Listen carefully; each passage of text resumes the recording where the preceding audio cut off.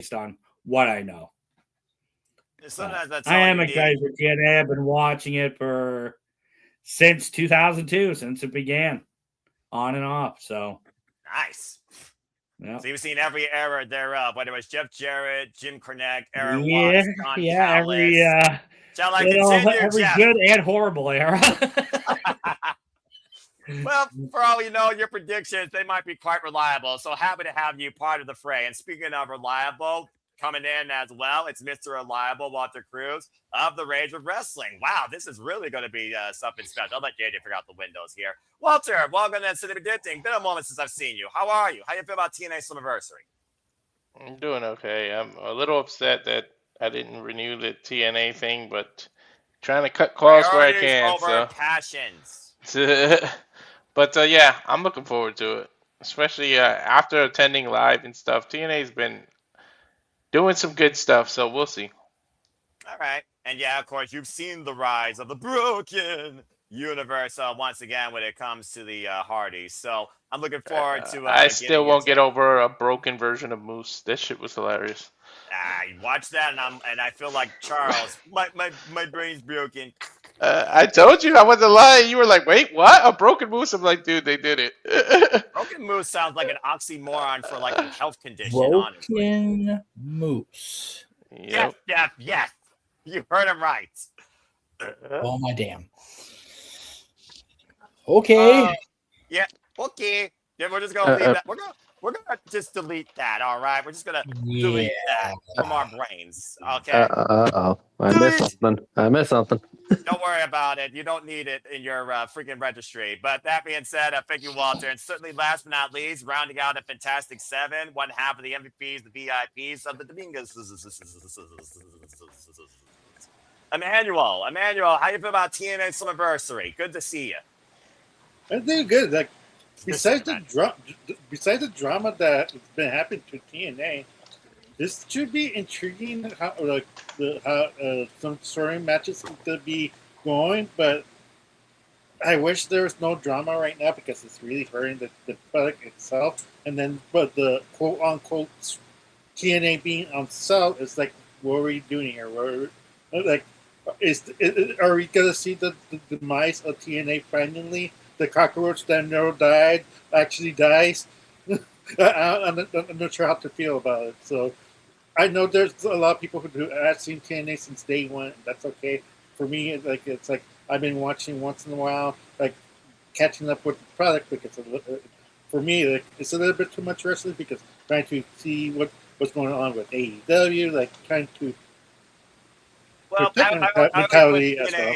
I've always put TNA at the center of the wrestling universe, and I think this right here defines that, considering this is the largest city panel we've had in a long time, but this is how important we deem what TNA is meant to be, and this is the second, if not the biggest show of their calendar year. So for me, it's a turning point in this company. But I welcome that comment. Again, that picture is still ridiculous. All right. Well, that being said, without further ado, City Predicting community, professional wrestling fans, TNA faithful like me, like Jeff, JJ, and others in all classes galore. And how poetically that he has that picture. And Rob, I see your hand. What you got to say real quick before we get right into you said turning point, pun intended, right? And I wonder if that show will come forward. Leave the puns to Walter, Noah. Yeah, well, I didn't mean to, but then again, you all have been influences on me, and I don't know necessarily for the better. But bottom line, You like it, Noah. I don't know if I like it or I just deal with it. There's been a lasting impact on me since I joined this internet family. Lasting impact. I said, Yeah, anyway, you put up with us. I do. I do. Someone has to, right? All right, gentlemen. Let's get right into it. So again, folks, as Jeff corrected me, thank you so much, brother. This is TNA Slammiversary. This is going to be exclusively on pay-per-view on the TNA Plus app. It will, of course, be starting at 3 p.m. Eastern Standard Time on Sunday evening. And that's when your predictions, of course, will be final. And the form, again, will be out and sent to everybody here after the stream concludes. As far as the countdown goes, the countdown, I believe, will be free for TNA Plus either subscribers or accounts. And there is, as Rob's told the three up, a triple threat. And we talk about, again, the cornerstones of TNA, the X Division. The other cornerstone, in my opinion, is the women. Ever since headlined by Gail Kim, Awesome Kong, Taylor Wilde, Sarita, Shall I Go On, Daphne, rest in peace. The knockouts have always been truly the alternative to find a woman's identity in professional wrestling. Hello, Hardcore Country, Mickey James, and Tara, 2 of my all-time favorites. So here we have this opening contest, and you could be seeing possibly a future challenger for the TNA Knockouts World Championship. Mara Sade, Indy Harbaugh, who just recently resigned, and Elena Black, who looks to introduce an era of Black. All three of these women have a fair share of momentum going in right now to this match. A little bit of jaw-jacking. We see Mara Sade, of course, in that fallout with her and Tessa Blanchard and crew alongside Demon X Bunny. Elena Black, who's literally been spearheading this thing on her own by herself. But we did see Mara Sade, I believe, get the better of her in a one-on-one match with a diamond-studded baseball bat. And Indy Hartwell, who's been going at bat alongside Steve Morella against Stax and Anna Grace, Indy Hartwell has been looking for her chance to finally become the knockout towards the TNA Knockouts World Championship. So simply put, it's a triple threat. Who takes one step closer towards becoming maybe the knockout in TNA? That's the only thing you got to consider. I don't consider anybody here a buffer or a fall person. I just see three women that are looking for that next step towards the ultimate opportunity. Now, because of the size of the panel, because of the indication of the match, we'll just have one person give a thought here for this. And if people agree or disagree or have a different take on somebody else, then I will open it to that. So that being said, we're going to kick things off because he actually has seen them live. Walter, what do you think about Elena Black, Indy Hartwell, Mara Sade? We got this triple threat encounter in TNA. It's a triple threat with nothing really on the line except maybe pride. But who do you think needs this more to maybe put themselves in the conversation towards the TNA Knockouts World Championship? Who you got? Elena Black has been on the rise since she's got there. I think she's got a lot of momentum on her side, but believe it or not, I think Indy needs it to get back to that prominence of being the champion, because she's had a few title shots, and I feel like Indy kind of slowed down and lost a little momentum. So I feel like Indy needs it the most, and I think they're gonna give it to her. And I can't figure out Fall Guy and all that either, because all three of them deserve the victory, but I'm gonna go with Indy Hartwell. All right. So that being said, he set up for Indy Hartwell. Does anyone want to put a bout out there for either Elena Black or Mara Sade, or do we all believe Indy is that impressive and the heart won't quit? Going one. Hello. Rob's got a different pick, and so does JJ.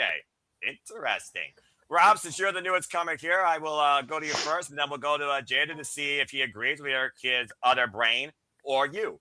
Who do you got in this, Mara Sade or Elena Black?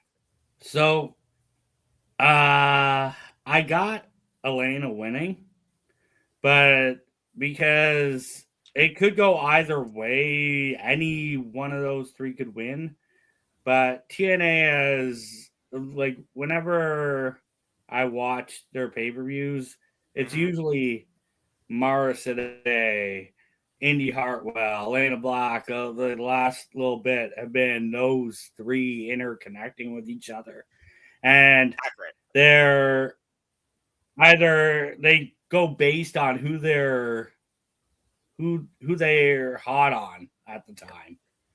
Like 1 minute they're hot on Indy, 1 minute they're hot on Sade. I think they're big on Elena right now because she's a newer signee.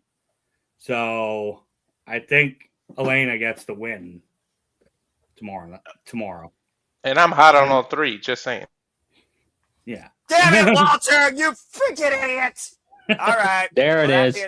It's going to be at least one of those tonight, I'm sure. Well, thank you for that, Rob. I like the fact we had two on the conversation, and Jeff just foreshadowing the future. He sees the future.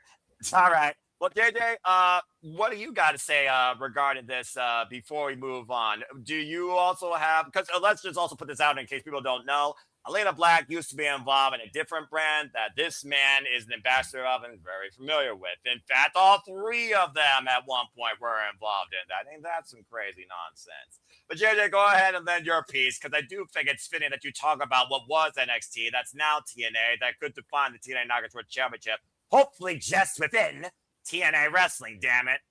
Go ahead. What's your pick? Well, you took some of the words out of my mouth, Noah. You should have just let me say my piece, because I was going to bring up who was my girl in NXT? Like, All the above. other than Thea, of course, which everybody knows, like, I have been a Cora Jade shooter since I discovered the Rainbow Bright brand. I'm aware. You know? And by the way, Noah, where is Lockdown going to be next month? Oh, Or it's in gonna be August? in. Oh, it's gonna be in Chicago. Why do you act? Oh, damn it! So while this may not be announced as a number one contendership, I definitely feel this match is going to have title implications, and Elena Black winning. Next pay-per-view is in Chicago. She is one of the daughters of Punk. She is from Chicago. I just think it makes perfect sense for Elena Black to challenge for the title at Lockdown. All right, fine. The That's a only fair the show. only way I could see something different happening, and we'll get to it later, would be potentially as part of the reaction of the Knockouts tag titles match. What are you cooking? All Well, right, one of these three women have been running with the challengers for that title. So that's true. how strong do we want to make that team look?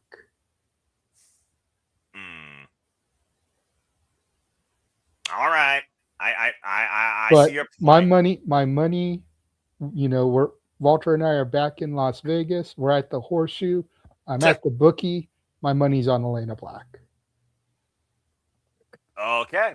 I'm just gonna say this in conclusion. Indy Hartwell just beat Elena Black recently on TNA Impact Television. Mara Sade, of course, beat Elena Black back in that no disqualification match that I pointed out at Sacrifice. And Elena Black, she has not won a match since April when she beat Katie Arquette and Sophia Rose on TNA TV and also Explosion. And to your point, literally, Mara Sade's been rolling on side Demon X Bunny when the Bunny was brought back to life. Yay.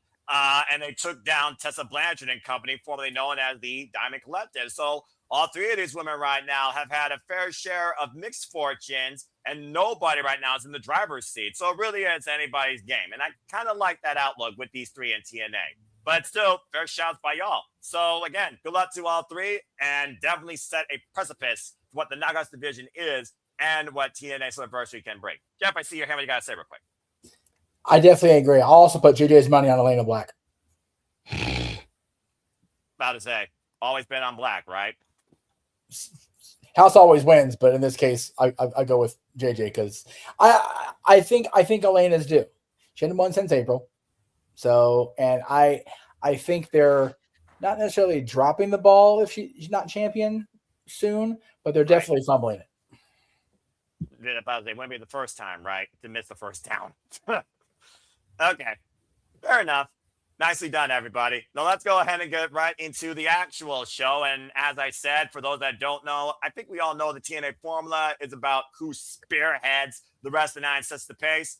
Well, you might as well start all the way back with TNA Day 1 when it comes to the division that was defined truly by no limits. Let's dive in and raise the bar with this year's Ultimate X match for the TNA X Division Championship. Oh, boy. We have Fabian Eichner, of course, formerly involved in WWE. You might remember him as part of Imperium, who recently came and crossed the line. Mr. Alexander beat Leon Slater thanks to the system's help in 2 out of 3 falls to finally seize the TNA X Division Championship, stopping Leon Slater from surpassing Austin Aries as the longest reigning X Division champion in a single run. Damn it. And, of course, the youngest in charge, Leon Slater, former champion. Casey Navarro, formerly, of course, known as the Promise, used to roll alongside AJ Francis, but finally put that to bed, thankfully, and crashed that jet. And was able to beat him, of course, no disqualification match. Now finds himself involved in the X Division Championship picture. Amazing Red is back in TNA. Yes, freaking go, please. Formerly involved in Ultimate X and former X Division champion in his own right. We got a Chippendale dancer apparently involved in this as well. And all right, who's gonna do it? Jeff or freaking JJ? Say who the guy is on the far left, right, and what it's about before I introduce more about this match. Go ahead. The king of TNA, Frankie Kazarian. Damn it. And this is his first Ultimate X match since 2011 when he last won the championship, successfully retaining it against Jeremy Buck, Max Buck, and Robbie E. Oh, at Victory Road 2011. This will actually be his sixth Ultimate X match, actually. Kind of crazy. Bottom line, folks, for those that don't know, to win Ultimate X, you got to climb the truss, go across the ropes, and seize the title in the middle of the cross. And I believe that literally both feet have to hit the mat, and you will leave the X Division champion. Now, in typical No DQ fashion, when it comes to multi-person warfare, thank you. You, everybody, of course, know when the field involves 6 or more, you get 2 picks. So that applies here. Primary worth 2, secondary worth 1. In my opinion, this is probably the top 3 of the marquee matches on this entire card. So I think it's only fair that one saves their piece. I'm expecting at least 6 of the names to be picked amongst this field. So let's go around the horn and see who you got leaving with the X Division Championship. And I think it's only poetic that I start literally with the man holding version 1 on his shoulder. Acknowledge it, damn it. There you go. Hi, JJ. So, JJ, who you got leaving with the X Division Championship? Good luck. So I can literally come up with reasons for every single one of these men to leave, including Mr. Elegance.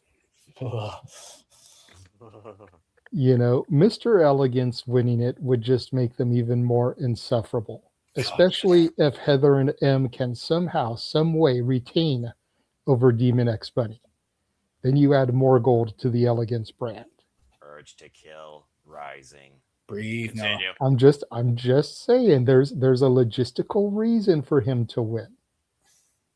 Now, spoiler alert, you know damn well I don't want the Elegance brand to beat Demon X Bunny. Yeah, no. But there's a logistical reason for him to get that belt. You go to KC Navarro.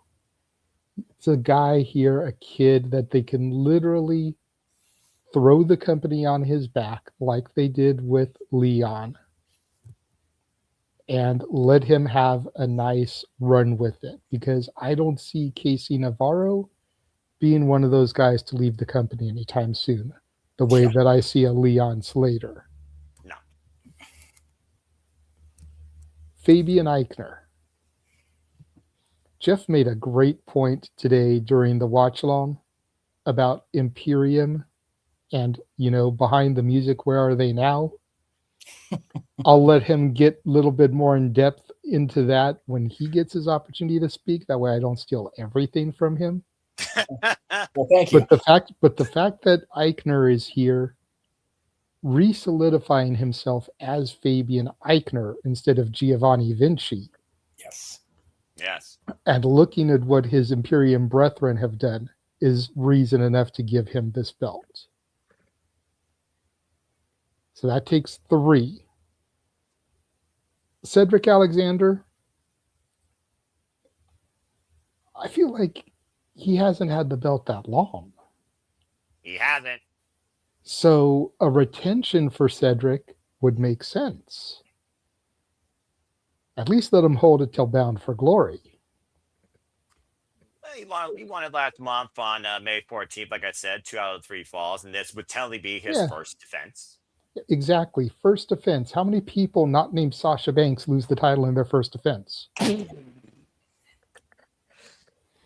I'm sorry, did I say that out loud? CEO? You're not sorry, and you did.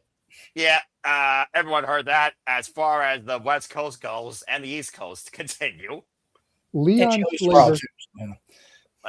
Slater, I mean, again, you want to talk about a kid that you threw the company on their back and carried it to heights. But his contract is coming up in the fall. So they're not going to give him a second run with the championship just to have him turn around and lose it at Lockdown or Bound for Glory.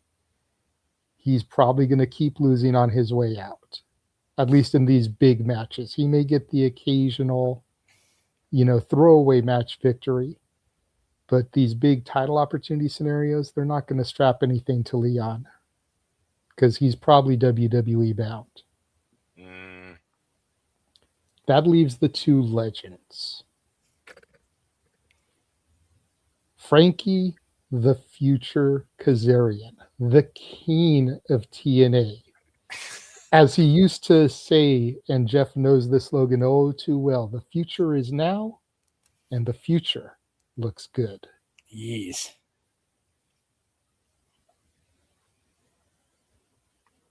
Option C is always a thing. Oh, God, please. Please. Calm down. You know, he wins this match again for the first time in 15 years, That is correct. and then cashes in option C. Down for glory. Even though it won't be in LA or Anaheim or anywhere near us, let him get it at TNA's WrestleMania, essentially. And now let me reevaluate my picks. And that just leaves the man who runs the House of Glory. The man who last year teased everybody by leaving his boots in the rain just to turn around and grab them. I'm not done yet. Could there be, I see Rob making the cutthroat, could there be one last glory run for Amazing Red? Again, I don't think it would be a huge X Division run. I think it would be an option C scenario. I think if Red were to get it, he would cash in that opportunity at Bound for Glory, and maybe, just maybe, Bound for Glory would be the end of Red's career. The man who runs House of Glory, if he cannot be successful at Bound for Glory, maybe the glory days are gone. It's a lot of glory. Right? Now, gun to head, got to make a pick. And I get two of them, you said, right? That's correct, good sir. Everyone does. My number one pick, Cedric Alexander for the retention. All right. My number two pick, and don't go texting him so he kills me, but I've got Red. I've got Amazing Red as my number two for that Cinderella story. Wow. Everybody doubted me when I said Sami Zayn was walking out of there with the WWE title today. Fuck right. Don't doubt me when it comes to nostalgia, because that is what Slammiversary is. It is an anniversary show. It's about nostalgia. Correct. AJ Styles returned last year at Slammiversary. Yeah. Amazing Red could very easily walk out of there with this belt and then cash in option C, like I said. Don't underestimate Amazing Red. Look at how many people copy his code red. Yo. Oh my lord. Zelina Vega, Sky Blue, Cold Blue, Pop Rocks, Innovator.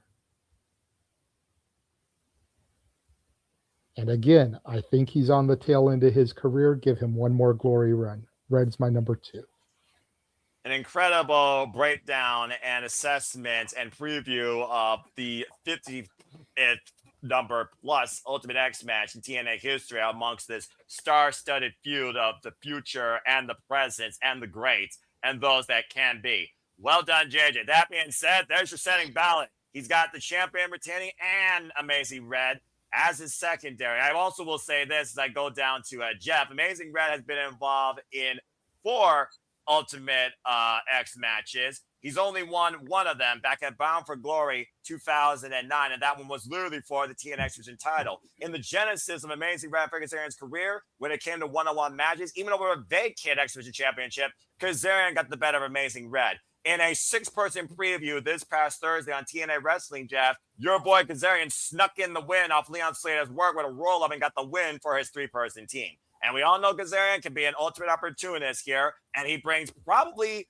the most level of experience in this environment overall amongst the entire field. So, Jeff, what you got to say regarding what JJ said? Go ahead. Well, he also trained where, Mr. Kazarian? I believe California. No, he first started out with Killer Kowalski. Killer Kowalski, that's right. Killer Killer Kowalski, Kowalski. remember Kennedy Worsfield. And where's Kowalski based out of primarily? What area of the country? The east over Northeast, here, like Northeast New England area. Yeah. New England Okay, State, I just want to think about that. no, that's fair. That's fair. Slammiversary and then Boston. So let me briefly step out of my in character thing here and say I texted this man. He's crazy. He in his damn match. I told him so. I told his wife so. Oh no! You a crazy boy. And I as your friend, I question you. I love you, but I question. All right. Damn it, Frankie. Anyway, Live in the moment, Jeff. Live in the moment. And I get that, and that's great. He got a beautiful wife, beautiful child. He need to be throwing himself up to the Ultimate X and risking his shit. What's wrong with him? It's Damn bad. it, Frankie, you freaking idiot. Sucks so bad. Why we gotta suffer elsewhere? You know what I mean? Yeah. Angels are just the shits. Like we gotta like have some good in our lives here. You know what I mean? There's gotta be some good out there. It's gotta be. Look, JJ brought up the point I made during the Night of Champions watch along. The fact that Gunter is in main event world championship matches, the fact that Ludwig Kaiser is the most over dude, I think, in WWE right now, and the fact that he was involved in what many, not just the NorCal Nitwit, but many are calling the best under the WWE umbrella match in history. Fabian Eichner's got a load to live up to. And if we're being real with ourselves, he's never going to be the world champion. That's just not his lot in life, right? Right. But he's reproving himself as Fabian Eichner after that disastrous gimmick change toward the end of his WWE run. So I like him being here. I love me some Leon Slater. I think the world of that kid. I just, more than just my dislike of the person he was chasing, I'm just so mad that he couldn't surpass Aries. Aries is a great in-ring worker, but I'd rather him not be on the history books if I can help it. So I love to see good things from him. Again, Cedric Alexander just won the championship not too long ago, and I think he is worthy of a run. That guy's been worthy of runs for the last 10 years, and he should get a run here, personally. KC, have not seen enough of him to have a valid formulated opinion. I just like what I see so far. Fair. And then you got Red, who is another crazy person. He's not called amazing because he happened to work with Spider-Man. He's amazing because he's amazing. And then you've got Frankie, who just, no matter how many times I think he's going to, just settle into that, that legend role, that the passing down the knowledge role, he just comes out there and just continues to be not only the coolest wrestler alive, but one of the best around. Nothing's going to ever keep him down, as you know. He's the best. I'm not saying until shenanigans, maybe. That's right. Fair enough. Yeah. Super chat. Hey, we need to do a karaoke this month between freaking 4th of July next week and Disneyland's anniversary, and a couple weeks after that. We got to get some sort of combined karaoke hybrid, like patriotic songs and Disney songs, because I'll sing that shit to all fucking night. I don't care. I'm digressing. Yeah. Anyway, I'm wavering way off. My picks, you're good. I got Cedric to retain is my top pick. I want that for him.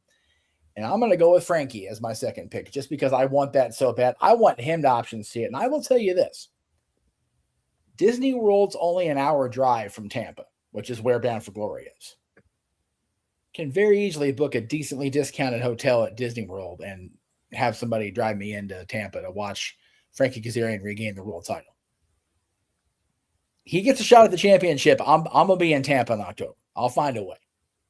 I will will hold you to that on the timestamp. And if I find out that becomes a thing, you'll be the first person I text. I promise you that. I missed him winning the world title in real time because they couldn't fucking book it in LA because, fuck NXT for that. Said what I said. Said what I said. I don't care. I love Trick. I love Trick. I believe in Joe Hendry. Fuck Frankie on that. And I love all ego. I love me Smith and Page, but god damn it. You were there for Rebellion for that crowning moment, and mama was there. Crashing the table. It was over. Yeah, who did you say you believed in? Oh shit. Say his name and he appears. I believe in Joe Hendry. Or be cursed. Shut it up, Charles. What? Bloody hell. Get that off the screen. Hendryhausen. Book it. Hendryhausen. Bloody hell. All right. Well, that being said, anyway, yeah. Cedric to retain and Frankie to do Frankie things. Let's be real. He's going to do that here. He knows how to use his environment to his advantage. We know that. Just remember, you have a beautiful wife and child, Frankie. Don't be stupid. Look, as long as he doesn't do the slingshot guillotine leg drop from on top of the ropes, I'm sure he'll be fine. For fuck's sake, can we not do that, please? Or Leon Slater do a swanton 450 at the very top of the damn thing. Or anybody take the AJ Styles bump. Like, no. We don't talk about that one. That was debilitating, nearly. That was worse than elevation. It could have been. Yeah. Can we just resurrect the flux capacitor for this show? Oh, yes. Yes. Everybody, like Frankie needs to do the Spanish Fly until somebody fucking gets it. Wait until we get lethal lockdown. We have somebody running across the cage again, and yeah.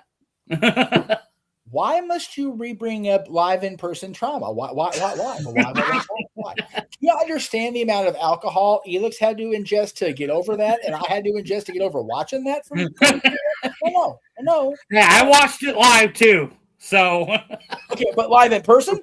But Jeff was not there. in person, but I was there with SoCal Val digging her nails into him. Yeah, like dude, there's a legit scar on my arm, fucking 22. Almost 22 years old from SoCal Val literally gripping me because her friend Elix Skipper damn near died in front of God and everybody. Like, no, I don't need that shit no more. Yeah, literally. He is a 110% live witness as we put away the past and look towards the future of the X Division, the division defined by no limits. Thank you, Jeff. All right, Rob. Now you're on the bubble. So far we've had Cedric Alexander, Frankie Kazarian, and Amazing Red mention. Are those the names that you were thinking about, or do you have somebody else in mind outside of that? What are your two picks? Well, I like all the scenarios that both of you have laid out. But I only see 3 possible winners. I don't think Fabian's winning. I don't think Elegance should not win. He should not win.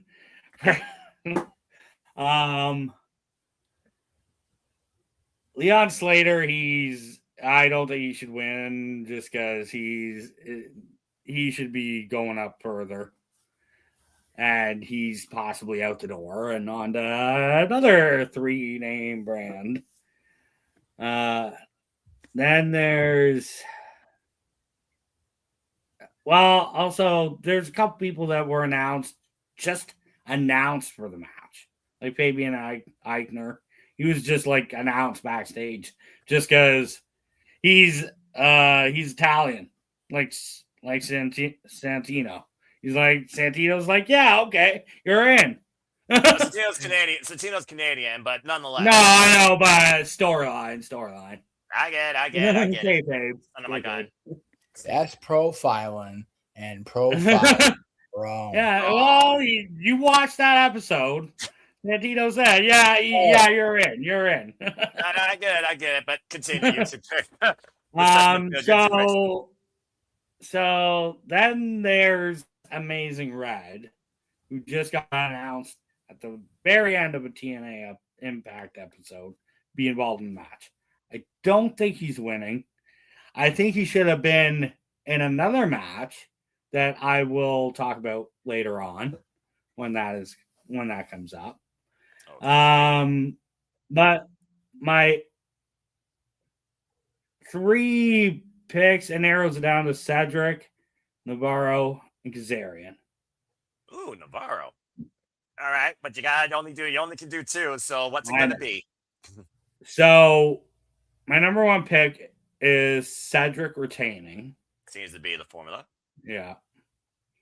My number 2 is Navarro because recently his uncle passing away, and maybe them wanting to give him something because of that.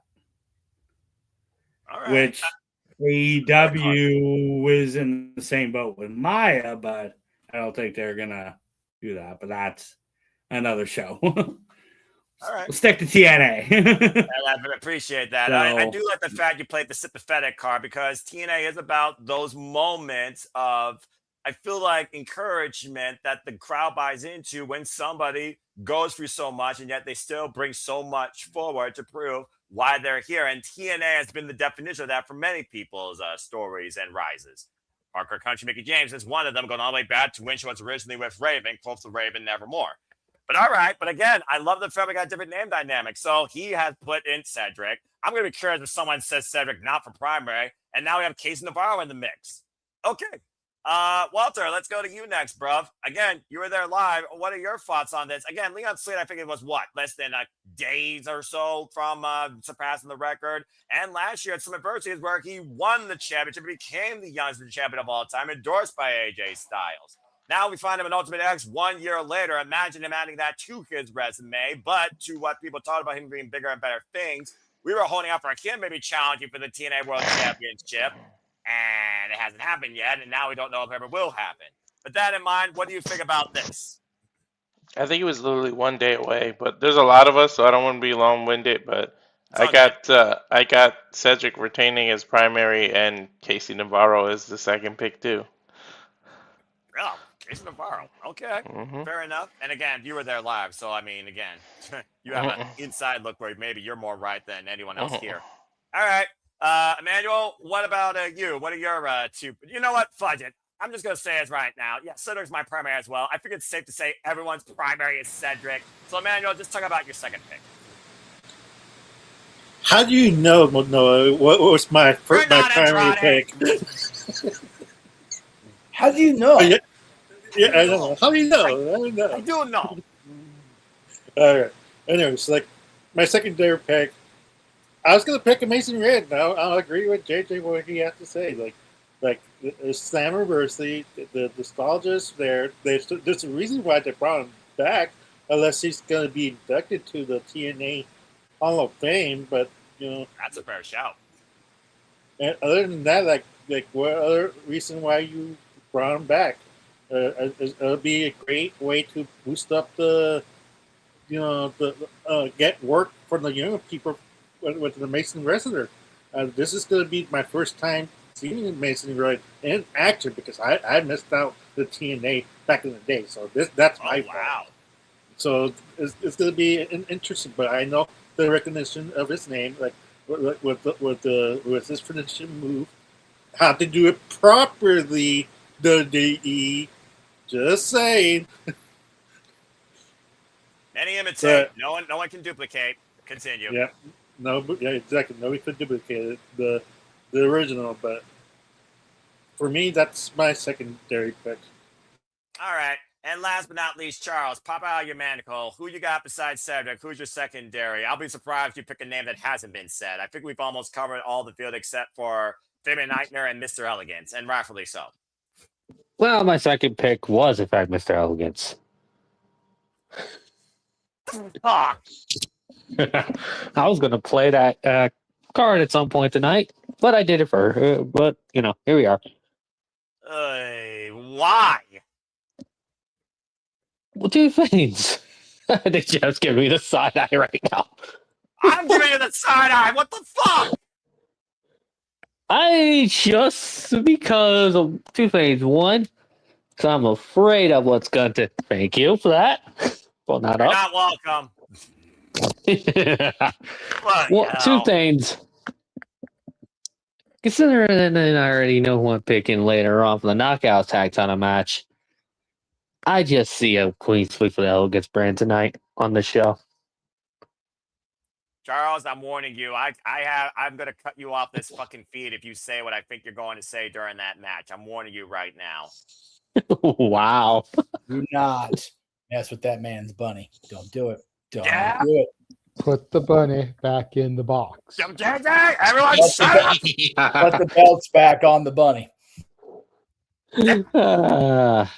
And then have her do a Stacy Keebler style photo shoot. Jesus Christ. We're going to crash Noah out. Stop it.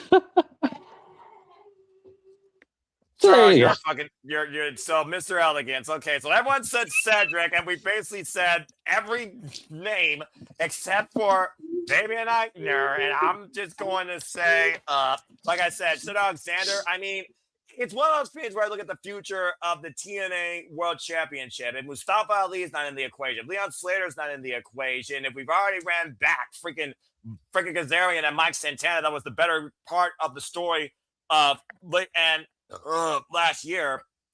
And you also don't know, again, was Amazing Red a one-up to boost ticket sales, or are we trying to make a first guy? And to be fair, Mike Santana, Amazing Red, they're both New Yorkers. So, I mean, there's also that as well. That could be a match. I think I'm going to go, though, again, Cedric just got it. He needs to retain, I think. I don't think I need to see that Switch Championship flip in less than 40 days. So, Cedric, primary.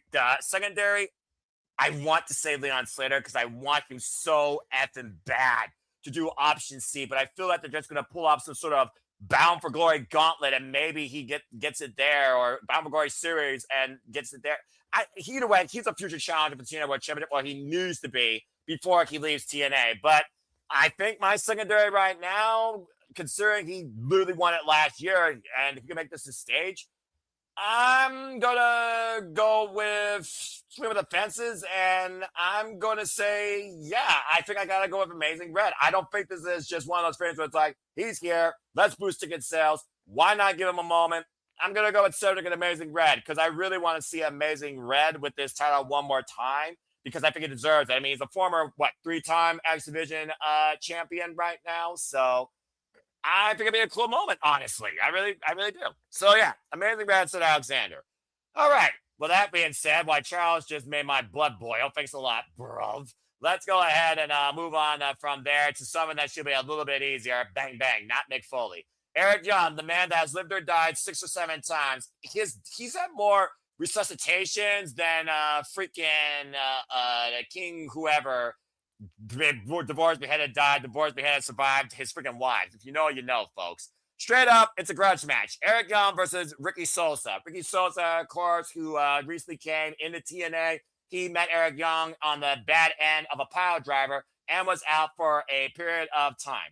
Also, he came back and he cost Eric Young, preferably the TNA World Championship, when he challenged Mike Santana a couple of weeks ago. So now we got a one-on-one grudge bout here. Eric Young, who's already been involved against Leon Slater, who did beat him, by the way, despite the fact he took a pile driver previously. And to my knowledge, Eric Young has only had one pay-per-view win this year against BDE, who's not even involved at TNA Slammiversary right now. So straight up, do we see Eric Young's cleanse coming where he freaking is going to, purge Ricky Sosa from TNA Wrestling? Or do we see Ricky Sosa drop Eric Young, at least in this match, and hopefully move on to bigger, better things? Because when he was introduced by Chris Bay, I could have sworn this man was going to go after the X Division Championship, if not be involved in Ultimate X. That's not the case. Straight up, grudge match, short, sweet, and simple. One person say their piece. If we have a disagreement, we'll continue. Otherwise, we're going to move on immediately. Let's go to Emmanuel in this case. Emmanuel, bang, bang, Sosa, or Eric Young, violent by design. Rest in peace, Joe Doring, by the way. Who you got? I was gonna say Ricky Sosa. Like the newcomer needs to get the rep from Eric Young. Like where did the storyline go? Like for Eric Young, like we're expecting a faction, but an area began. He was talking about like the cussing and just dropped out of nowhere. At this point, Eric Young's not the purge; he's the proving ground. Let's look at his track record. Come on now. Yeah. Doesn't Eric Young have a title shot coming up because he won that Battle Royal? No, he already had it and he lost. Oh, he had it. Oh. Thanks to Ricky Sosa returning. Yeah. So for me, like it's obvious, like if they're gonna really push TNA into having newcomers and make it the product more appealing, Ricky Sosa needs to win this and start developing the newcomers and the new stars of TNA. If not, then it's like, what are we doing, TNA? Like you can't rely on the veterans forever. So it's time for them to get the boost. Paul Heyman said on Chris Van Leet's podcast that he may have been involved in TNA during 2010, but the focus was pushing legends and leaving the younger talent underneath them, and he didn't want to be any part of that. Talk about putting back a bygone era. If Eric Young is deemed immortal, I hope that you are wrong in that outlook, but Ryan, your prediction. That being said, he said, bang, bang, Sosa. He's got Ricky Sosa winning. Does anybody disagree? Going once, going twice. Good folks. Okay. It's like, seriously, come on. If Ricky Sosa loses, what are we doing here? Rob? Really? Oh, okay. What would you So guys say? I have Ricky Sosa winning, but I will say I am worried because they do have Eric Young winning matches that he should not win. And this year he does have. I was just looking back at his wins this year. He's beaten Rich Swann, BDE. Yep. These are his one-on-one. EC3. Yeah. Brad Attitude, whoever that is. Brent That's Oakley. an independent talent. He defeated EC3 after just a no contest, and yeah, so he does have more than just one win, and then yeah, he had that. Yeah, but the key thing, Rob, two of those men that you mentioned are TNA veterans. One was literally a social media. Yeah, well, Brett and fucking BD are both social medias. Well, here's the thing, though. Brad's not signed. BDE is, as no, far Brett. as I know. Yeah. Brent Oakley, yeah, he's not signed, but yeah. Right. But yeah, bang bang, Sosa, Ricky. Yeah. Oh yeah, I have Sosa. I'm just saying. That's fair. It would not surprise me if Eric Young won because they do that with him.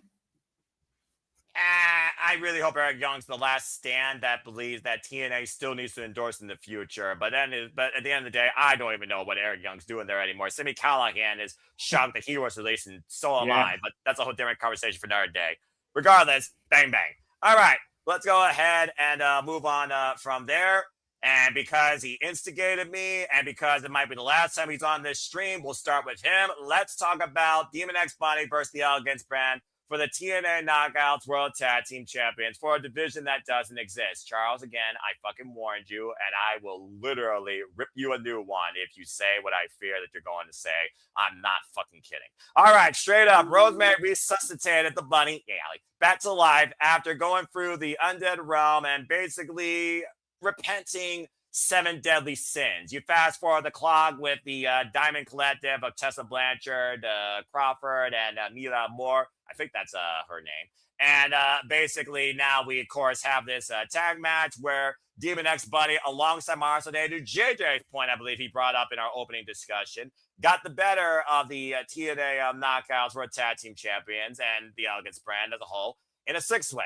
And Ali just signed to TNA Wrestling. Congrats to her. TNA, you fucked this up. I will literally boycott your brand. Bottom line, though, the division without a tag team division, the Elegance brand, have held it down since beating the Inspiration. So, straight up, do we send the Elegance brand down the rabbit hole or 7 below and introduce Demon X Bunny as the new TNA Knockouts for tag team champions? Or does this division that doesn't exist remain elegant? God help my blood pressure. Let's go around the horn and see what you all think. And Charles, we will start with you fucker. Who you got leading with the TNA Knockouts World Tag Team Championships? Rosemary and Allie or the Elegance brand? And Rosemary, by the way, folks, has been a multiple-time TNA Knockouts Women's Tag Team Champion as part of a Decay with Jessica Havoc and Lavera Loca Taya Valkyrie. I'm just saying. Go ahead, Charles. Speak your mind. Yeah, here we go. You know what I said earlier about the clean sweep thing. I always said that when it comes to commentary. I don't see the Elegance Brand winning this match. Okay. I said that just because of what they could say on commentary during the show. Depending on when these two met the Ultimate X and the Knockout Tag Title match placement on the card. All right. Fair enough. That's all you guys say regarding this? Yeah, I was gonna say more. Rosemary and Ali gotta win the titles. Because if they don't, then what are we doing? Because there's no one left at that point. Yeah, you think? What's the division without a division? What's the championship without somebody to go after it? Insert the Elegance Brand, who has been champion now for 163 days on this dead gum freaking second run, including a win over Mickey James, ODB, and Terrence Rebellion. That still pisses me off. Elegance Brand, of course, has defended these successfully against the last team they did have in India Hartwell and Zaya Brookside, and even NXT's Zaruka, and of course the Inspiration, who were the previous champions. The only thing you gotta know about the Elegance Brand, folks, previously they lost a Knockouts Champions Challenge where Elena Black, Marcia Day, Zaya Brookside got the better of Lei Ling Lee, who was with the Elegance Brand because they're champions. That's the only reason that those freaking yahoos were together with Lei Ling Lee. Recently, though, on TNA Wrestling, Demon X Bunny and Marcia Day did beat the Elegance Brand to earn this opportunity. Thank you, Charles. That being said, he's got new champions. Let's make this short, sweet, and simple before someone really pisses me off. Does anybody, I swear on everything, sure in my heart, does anybody think the Elegance Brand is going to retain, or can we move on? Going once, going twice. I'm just kidding. Call me Alice. I want to go down the rabbit hole. All right, good people. Okay, I feel a little bit better about myself. I don't have to go into a rant. I don't have to overpassionately endorse why they need to win and send these people down the red light You better district. look again, So Noah. it's all good. No, wait, no. Don't look, Noah. I don't think they're retaining. I just want to say, Ash Elegance is worth. Dana Brooke, I think, is better than Ash Elegance, and that's saying something. I think it depends on what you interpret via resume or via presentation, because there's somebody here that will 110% Both disagree are with you. horrible. Yeah, Both are horrible. I will dispute you on that because Dana Brooke was as bland as a jar of mayonnaise. Okay, yeah, maybe Ash Elegance is a little bit better than Dana. She's Ash a freaking by knockout Elegance- tag champion and freaking. He's still horrible. Ash by Elegance was TNA's answer to Timeless Tony Storm. If the Elegance Brand retains the tag titles, I just quit. Like, Look, we're just gonna leave it like this. Please. If Demon X Bunny win the titles, Noah is buying this. He actually might be right. I would buy that. All right. I like how he did deny it. Moving on. Thank you, JJ. That was Thank fucking you, bro. awesome. I would buy that. The Demon X Bunny for life is all I got to say. All right. Moving on. Yeah. Oh, good. Emmanuel, you got your hand up. Why are you people keep instigating me? What do you got to say real quick? I'm trying to move on. I'm just saying, if the Elegance Brand keeps the title, you have to you have to give up on TNA. No, Stop it, JJ. there's no rhyme or reason why they should be keeping the tag team titles. Thank you. I will They dispute you on brought that. Allie back for a reason. Brought her to life. Yeah, dispute brought her to you on life that. for a reason. Give them the titles. They'll breathe new life, pun intended, into those championships. Like, All right. JJ's trying to speak now. Let JJ speak and finish up because y'all are really trying to raise my blood pressure for all the wrong reasons. JJ, what are you trying to say? The reason for them to keep the titles, and again, Noah, it's not because I want them to this time. You know I've been an Elegance Brand shooter, but I've got Demon X Bunny here. But the reason for them to keep the titles is exactly what is happening here right now. People are Cut him gonna now. be pissed. People are going to be pissed. People are going to continue buying tickets to see them lose. No. You've got to have those good heel champions that you want to see the baby faces overcome. The baby faces are always better on the chase. If Demon X Bunny gets the titles, who do they have to feud with? They can The send the Elegance brand.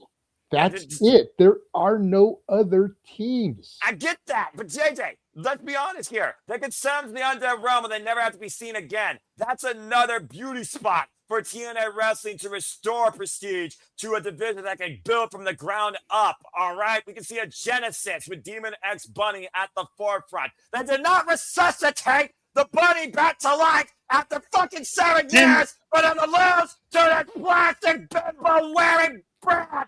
Damn it. And you really think people are tuning in to see the Elegance brand lose the tag team titles? If they keep the titles, they're just going to tune out. I'm not going to keep tuning in to see them lose. Half the You're like, audience no. left prior to the main event of Bound for Glory last year. I expect the audience to leave in droves if the Elegance brand still hold on to these titles after the TNA faithful see what they've done to try and bring back Allie to life. And Rosemary's been given the shaft since prior to the damn pandemic. Okay, that being said, we all say Demon X Bunny. Everyone can shut the fuck up. All right, moving on. Tranquilo, Noah. I can shut the fuck Calm up. down, Noah. All right. Fine. Damn it, I'm fine. Fine. Okay. Are you fine like Blackheart Leo Rush? Yeah. Fine. It's fine. It's fine. All right. It's fine. Trust me. It's fine. And I also trust in Ali as he's been the TNA International Championships. I try and restore my composure and move things forward here instead of predicting.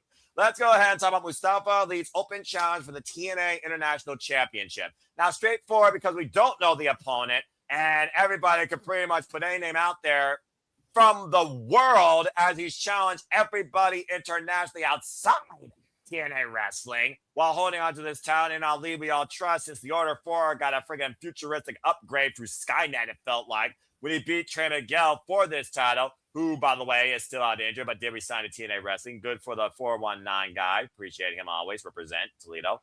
Mustafa Ali once again defends the TNA International Championship. Now, here's the thing. Open challenge, anyone, anywhere, anytime, but he wants to be somebody from outside TNA. He wants challenges to come from all over to face him. So Ali has brought open TNA for somebody to cross the line. So straight up, guys, you got 2 questions here, and everyone will get their piece because this actually has a different dynamic. Does Ali retain? And if not, who takes it from him? Do we have a brand new international champion, or in Ali, do you still trust? Let's go around the horn and see what everybody thinks. And we will start with Walter because he hasn't started one off here. Then we'll go to Rob, JJ, Manuel, Charles. Walter, in Ali, do you trust? What do you think about his run as TNA National Champion so far? And do you have any idea who could show up? And even if they did, does Ali lose the title? I have no idea who's gonna answer the challenge, but I'm trying to think of everybody who's recently released or not signed. You know, That's a long list. That's a long list, dude. It's a long list. I say he loses. You know what? There's rumors that the whole Danhausen thing was Baron Corbin. I think Baron Corbin goes to TNA, and he Bishop Dyer? This. Yep, Bishop Dyer will answer this and defeat Ali. He's in MLW right now doing isn't he a champion over there or something? MLW? I believe he's still tag team champion. He's but tag team champion, but you can be open contract. TNA kind of lets you do that, but let's see if he has to give it up there. All right. But either way, you got Ali retaining if it's not Bishop Dyer, though, right? Mm-hmm. Okay. Well, I'm going to just put this out here before I give it to Rob. Believe it or not, folks, Mustafa Ali has held this title for 77 days. He's defended it now in UPW, TNA, ACW, House of Glory, and he just literally defended on the 20th in NGW. He's already has 8 successful defenses. Casey Navarro, Rich Swan, Jerry Morgan, Dylan Donovan, Kevin Lee, Chaz Hall, TW3, Adam Brooks, who we saw literally the first defense on TNA Wrestling when he introduced that he wanted to challenge everybody from all over. And he's had since TNA Rebellion when he won this title. His I know longest what would match piss was you against off Dylan Donovan. if What's somebody from NXT answers and win the title. That'll piss you off because they gotta have it and giving NXT the freaking titles in TNA. I'm really getting fucking sick and tired of NXT trying to make TNA their bitch. They already tried Nah, to I think do they're the done Knockouts with that Championship. crossover All right. stuff right now. But I'm not trying to go down that proverbial road, okay? I just recovered from you guys giving me an epilepsy of headaches from Demon X Bunny not being called the champions and Elegant Grand Paz retaining. So I'm trying to be in a better mood right now. So let's not bring up NXT, please and thank you. Let's not forget what happened last year at Slammiversary, one of the worst main events ever. Just saying. All right, but that being said, he's got Mustafa Ali retaining. Rob, what do you think about Mustafa Ali? I mean, again, with the fact that at this time last year, he was feuding with Mike Santana and trying to be the next great leader that TNA needed. Now he's a whole different form of leader for TNA, defending this international championship and raising its stock of prestige. So do you think a team that does that? And who you think shows up? So this is where I thought Amazing Red should show up. I think he should have been the one challenging Ali in this match because at the last House of Glory pay-per-view, both of them were on that card. Correct. Amazing. Both of them were facing either opponents. They could have did a tease there to set that up, and they've been on multiple cards recently together for House of Glory.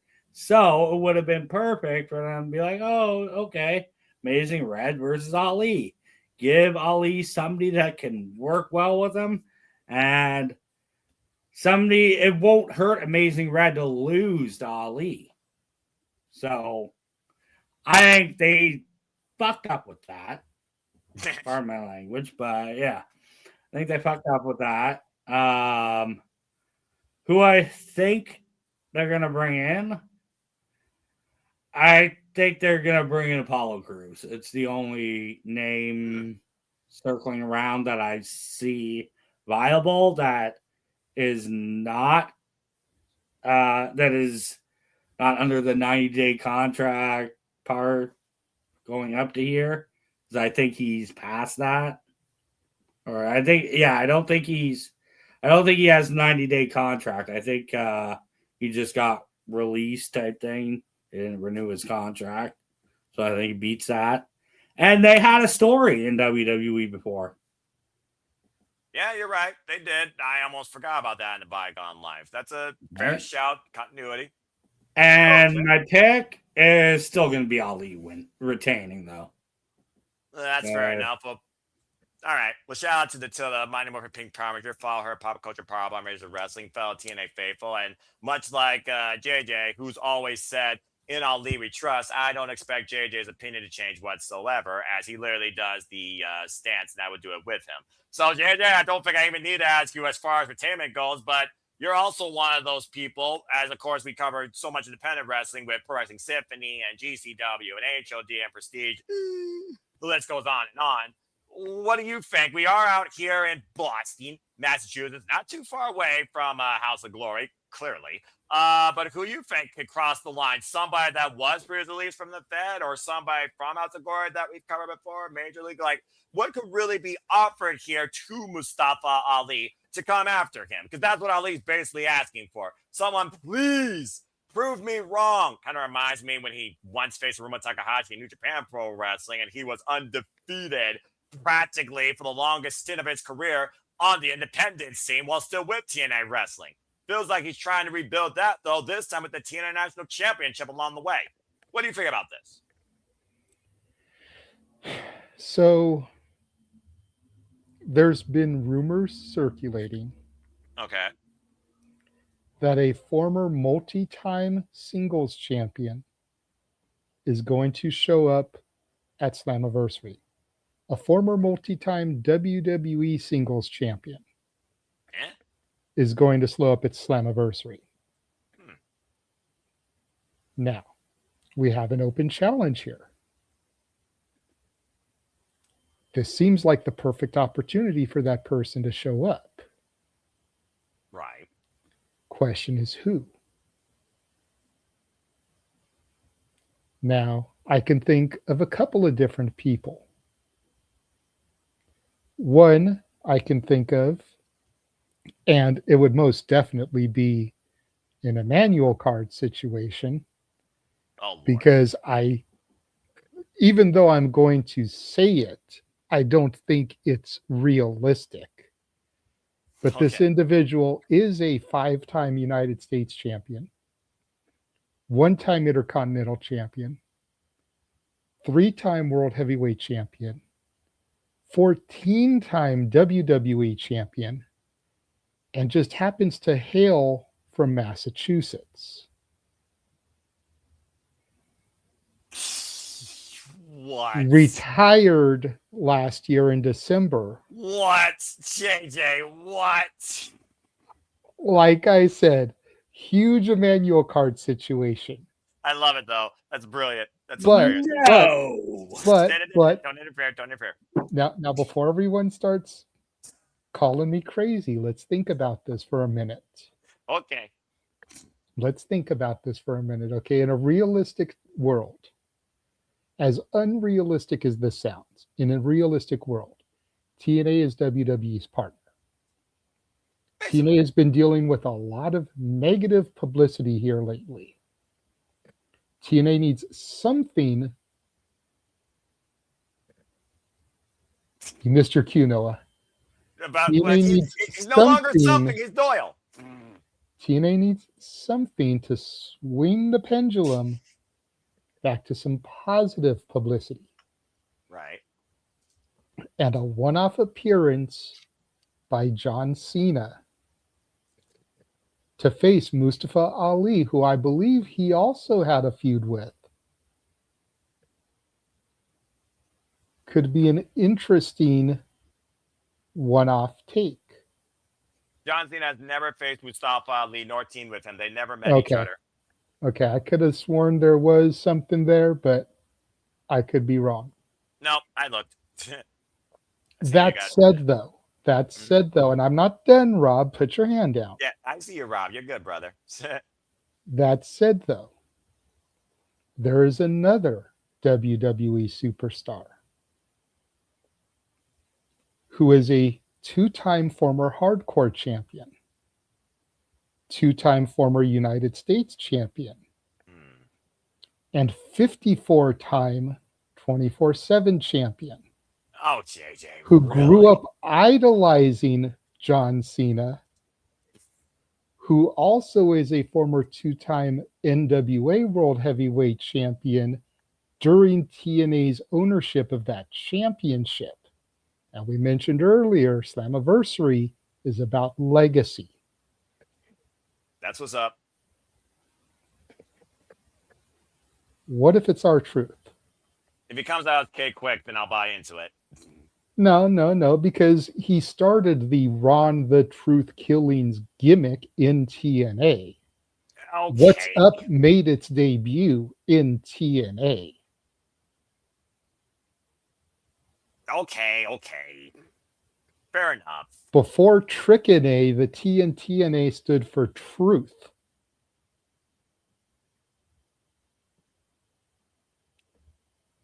All right.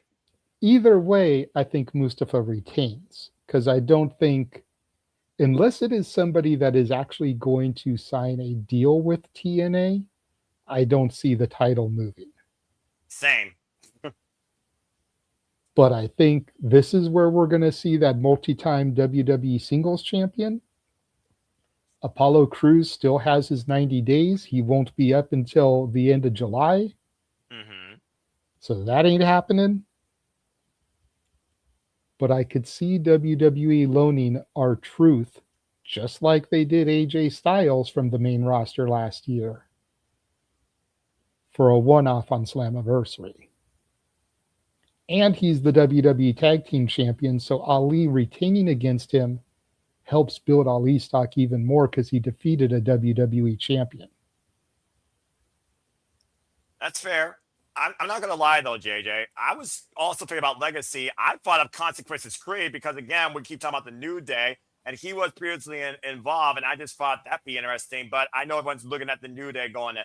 I just spread out names here, just going out there with AEW, and then Unfortunately, Creed is bound by the 90-day no compete.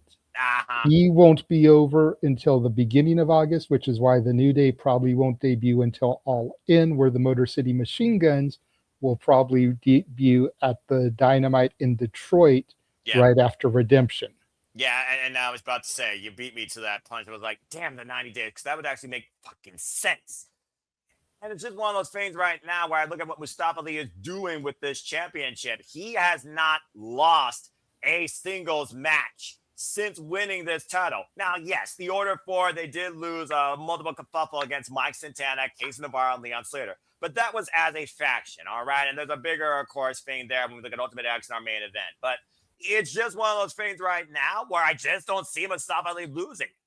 If he does lose, it'll be Trey Miguel looking for revenge, considering it was a team effort and a freaking Tron bicycle helmet to the head that led to Mustafa Ali seizing this championship. Unless we're pushing Mustafa Ali for the TNA World Championship, he's not losing this.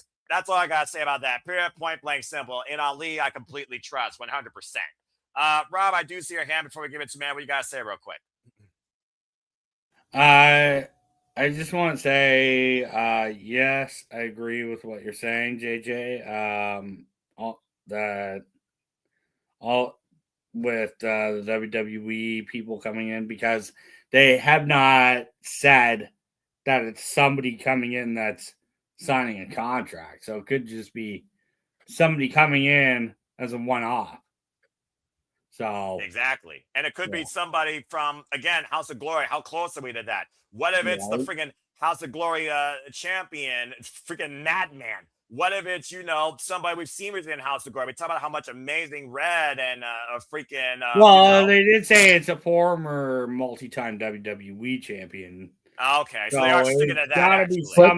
They are sticking to that. Okay. But they didn't say that was who was answering the challenge. It might just be somebody as a one-off. Okay, fair enough. I understand both your points.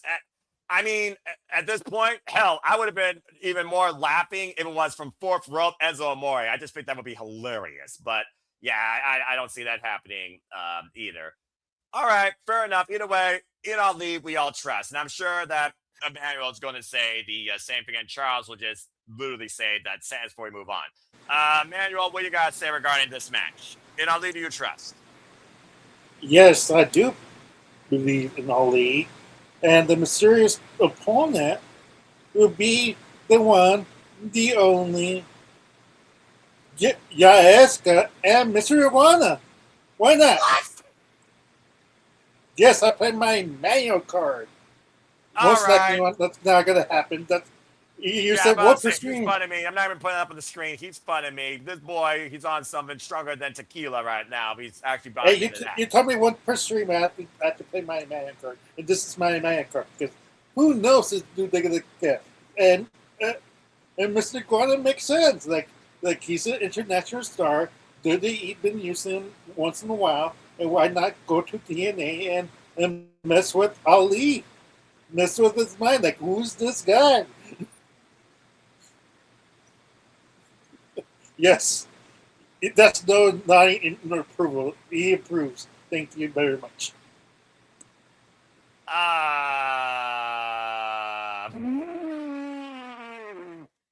You drove JJ away. Charles, please add some sense back into this and say, I'll lead to you trust, and then we just move on. Did you really ask Charles to add sense to something? Yes. When you got nonsense, right? When you got me in here, you know very well. I don't add sense. Say the right thing here, I would hope. I'll lose retaining, but as far as who's answering the damn thing, my God. I'm more going to lean towards former Intercontinental Champion in this direction. You got mine. That's the issue. There's a lot that you can name of here. But saying, you realize the legacy of that title? Yeah, that's why I'm stuck here on that one. I mean, Intercontinental champion versus international champion, workhorse titles in their own design. I mean, in a way, I mean, it does make a little bit of sense. But again, I also just want to remind you, we're in Boston, so you might want to think about that also when it comes to at Slammiversary, where we honor legacy. Who the fuck shows up for a one-off? I'm just saying. Hey, Carmelo Hayes is from Boston. Well, yeah, I suppose there is that. And Mhm. you see He's a Mustafa multi-time Ali, singles champion. NXT champion, and he ain't doing jack shit right now in the Fed. So, I mean, there's that. You know what? Screw it. Randomly, I'm just going to throw a random name in here. The Miz. And let's move on. He's too busy being a zombie housing. That's why it'll be more hilarious. What? Carmelo Miz Hayes is a Housing. good shout. Yes. I will say that. Yeah, about to say. Well, I mean, Miz though. I mean, if he, yeah. maybe that's why they kept him out of this weekend. TNA. If you think about it, of the released rumors, Apollo Crews still got 90s. My son just said, why we assume it's a man? It could be Kyrie, but she's in the 90s. Xavier Woods, even Coffee was raised in Boston, but he's part of 90 days. Confirmed that Apollo Crews has the 90 days? Or was he... That's a good point. Unless he was still on his NXT contract, and that would have made him a 30-day. Right? We'll see. I don't know what his contract was or how he got released or if they just didn't sign him. Yeah, Apollo Crews is one of those that's kind of like a blur as far as how he got released. He was just amongst all those other names. So They Apollo forgot Crews- about him for fucking 20 years. Through every release, they forgot about him. They forgot he was there. They're like, hey, where's he Aleister come Black from? still has 90. Right? What else did you look up, Walter? It sounds like you got a list in front of us here while we're getting our No, brains. I'm trying to think of everybody who got released there, but either way, it happened in April, so they all have 90 days.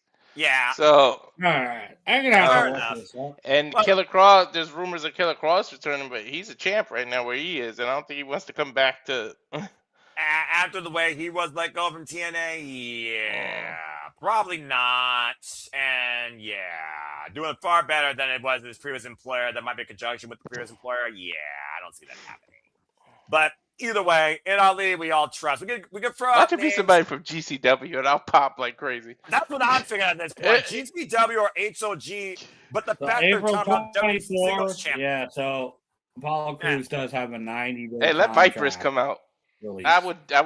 Oh my god, if Vipers did that, I would. You know what? Pass out. TNA is the only place where intergender wrestling for a championship can make sense and be viable. If Jada Stone wasn't involved previously and WWE, considering the fallout between him and Jada, I would have put Jada Stone in the conversation. Yeah, but she's also in TNA, so it's like, All right, good stuff, everybody. Great brainstorming. Let's move on. All right, Charles, I see your hammer clip. What do you guys say before we move on? I'll joke and laugh if it's Penta. Former TNA Tag Team Champion. I mean, And former world. Did he win the world title? For a day. For a day, but yes, he did. Thank you, JJ. One surprise. I'm surprised JJ remembered that. I've done my homework on Penta El Cielo Miedo. Oh, well, muy bien. Well done. Teaching All right. kids to throw up gang signs like it's okay to do. Well, W's for the kids, but if kids can play Grand Theft Auto before they're 18, why not throw a gang sign if you're not straight out of Compton? Let's go ahead and move on, all right? In Ali, we all trust. Now, let's see who you believe will truly show no surrender. Can't beat the system! Can we please beat the system? For the love of God. It's Eddie Edwards with Alicia Edwards, ride or die from Boston. Both from Boston, by the way. Versus Moose with JDC. All right, folks. Once again, it's time for System Up or Down. Not System of a Down to be confused with the band. This is literally the second ever no surrender match in TNA wrestling history. Moose, the only person ever had one to win against Alex Shelley at No Surrender, where he was set to retain the TNA World Championship. When TNA was brought back to life and the system was born, we fought ad nauseum. It was Moose at the forefront of it, of the blueprint. He never was. It was always Eddie Edwards. Despite the fact Moose was the face of the franchise and was the TNA World Champion during the initial version of the system. Since then, we have seen, if not one, two other versions of the system, including the ousting of JDC, who has a retirement match this year at Genesis against Eddie Edwards. And Eddie Edwards introduced System 3.0, ousting Moose, ousting JDC, fooling us with Alicia Edwards if you didn't have your eyes in front of you, to say the least. Don't trust the Jezebel, folks.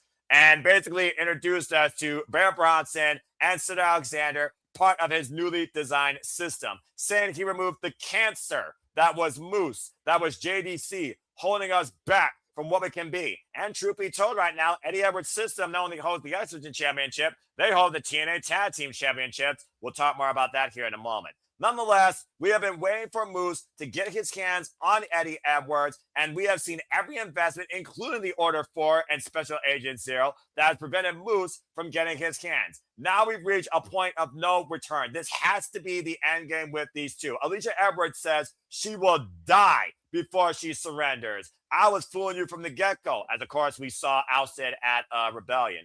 And JDC, of course, said that you're obsessed with this. You are sick with this, Eddie Edwards, and it's ruining you. Eddie Edwards right now might be the definition of delusional. The bottom line, guys, what the system once was, the system might finally shut down that archive once and for all when one of these two has to surrender. For those that don't know, the only way a no-surrender match ends is if the corner person, JDC or Alicia Edwards, throws in the towel. There is no other way the match ends. So straight out, guys, does the system win? Do you trust the system?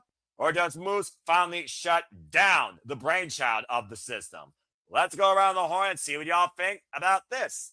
This one has me very intrigued considering the history of these two men, but also the legacy of the no surrender match. Again, Moose won the inaugural one.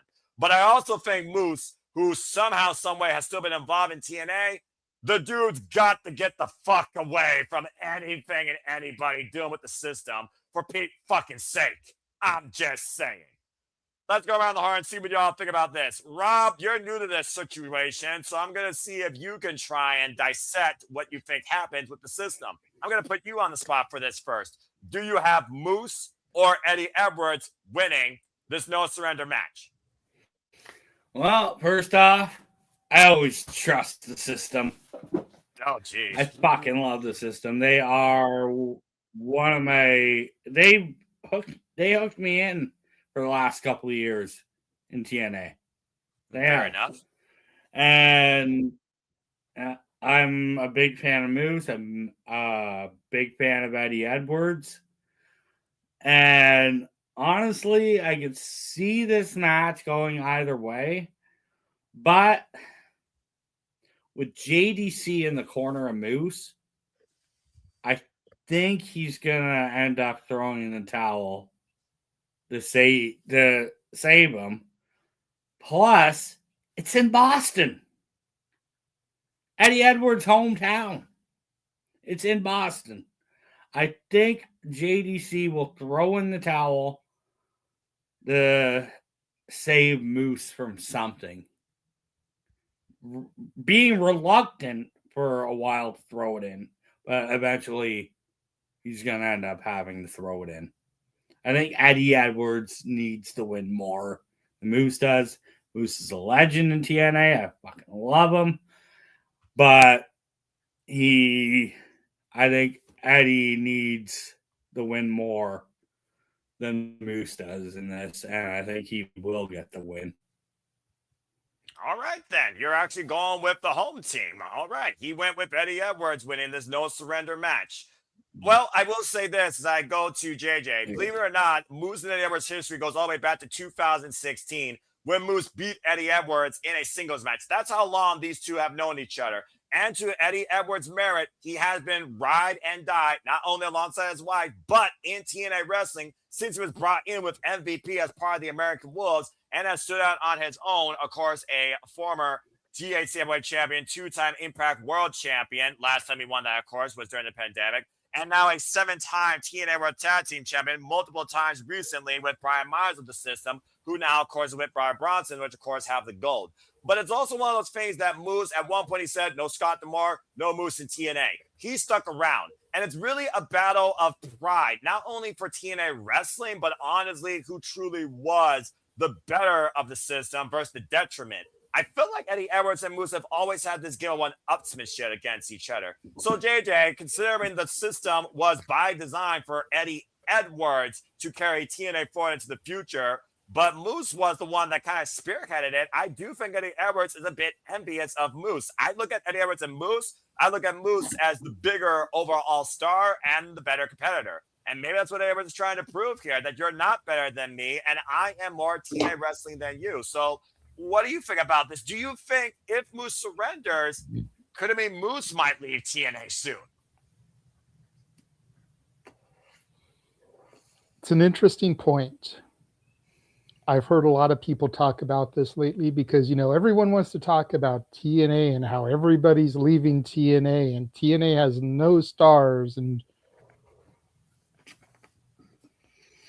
But I believe Moose has a checkered past that would prevent him from going to one of the major companies.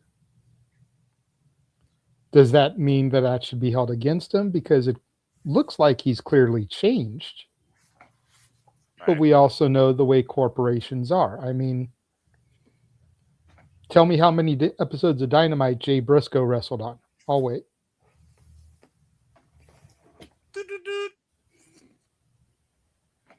Tell me how many episodes of Dynamite or Raw Tessa Blanchard have been featured on. I'll wait.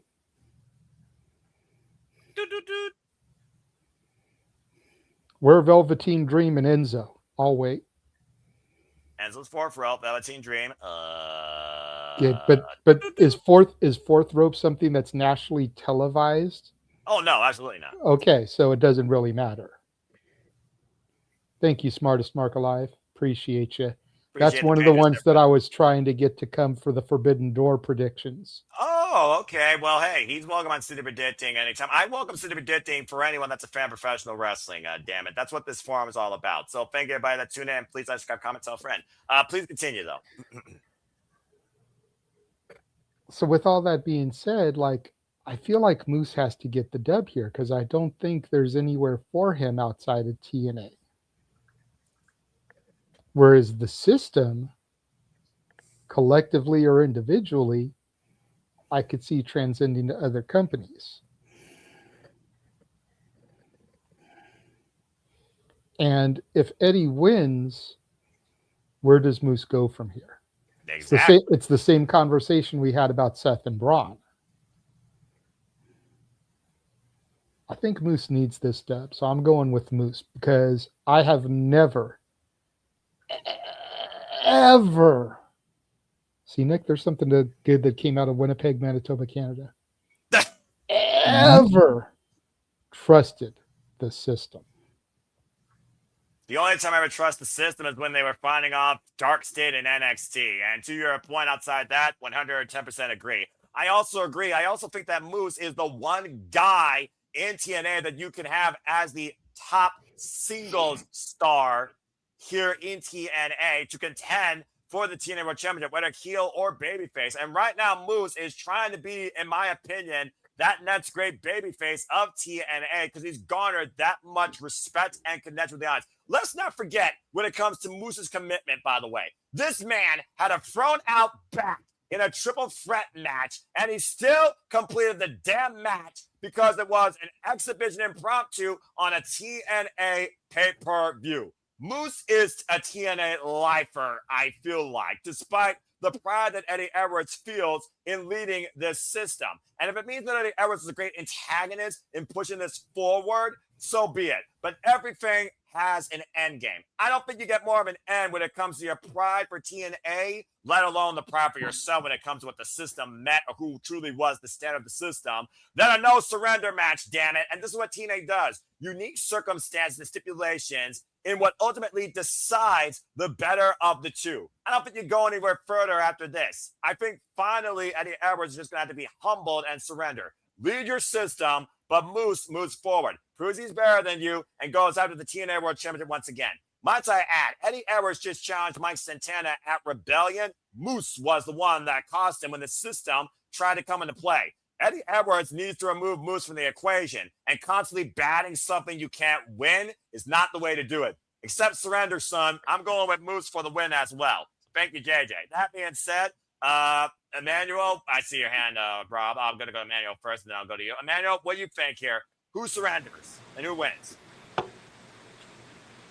Yeah, like I think you guys hit the nail on the coffin. I mean, I get the like if Eddie Edwards still had that contract, yes, I would see Eddie winning this and built himself to a TNA World Championship. But here he lost that chance in there, Canada. So why continue this feud and prolong it a little bit further? JDC, like I guess this is his farewell as well, because this is the last time we're gonna see him in TNA, like until they bring him back. Because what other cost is he gonna be? Just be there, just to be there, because it's its end of the chapter as well. Because he already retired, but he wants to see the system go down so he could be in peace. He could, That's a good way of looking at it. Okay. Yeah, like he's now in peace. He's now forgotten about the past, and he brought the people who betrayed him. And what a poetic story in that end. Alicia Edwards is gonna throw the towel to protect her husband, because he's that beaten up, that battered. Then she's gonna throw the towel for protecting Eddie from himself and from the character as well, and moves for the win. All right. Well, there you go. We got 3 mooses up top here. All right. Let's see here. You went out, so it's there we go. Rob, what you gotta say here, real quick, before I give it to Charles and Walter to conclude? You're muted. Let Charles go first, and I'll state my piece. All right, fair enough. Charles, do you trust the system, or does Moose force Mrs. Edwards to surrender?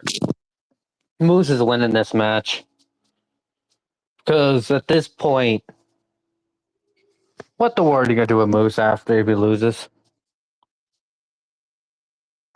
That is all. All right, as you were, Avatar. All right, Rob, what you got to say real quick before I give it to Mr. Reliable to conclude? So, as me being the only one who picked Eddie Edwards, yes, you're on the one out so far. Like I said, I think Moose can lose this match and still be good. It's Moose. He's one of the big stars there. So what I was gonna say is, when I was watching the system, I was big into them, because I was into them while I was into the bloodline. Like, I was more into the system than I was the bloodline at that time.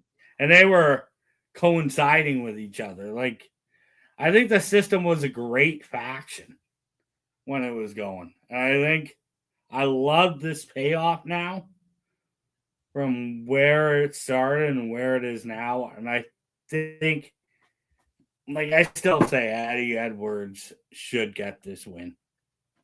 Well, let's see if you stay the odd one out. I mean, it's again, sometimes mind, heart, mutual outlook. I respect that. And weirder things have happened. Hello, Sami Zayn. Stay tuned further on that conversation tonight, folks, on the Shenanigans, hosted by Ring of Wrestling, JJ Williams. That is so much fun. The weekly Myrick Conversation Wrestling Madness, 11 p.m. Standard Time. All right, Walter, let's see where you stand. Can't beat the system, don't trust the system, buy into the system, or does Moose shut down the system via Eddie Edwards, forcing him to surrender? Who you got? I'm tired of betting against the system and being wrong. So I'm about to say, yeah. Should we talk about Walter's track record?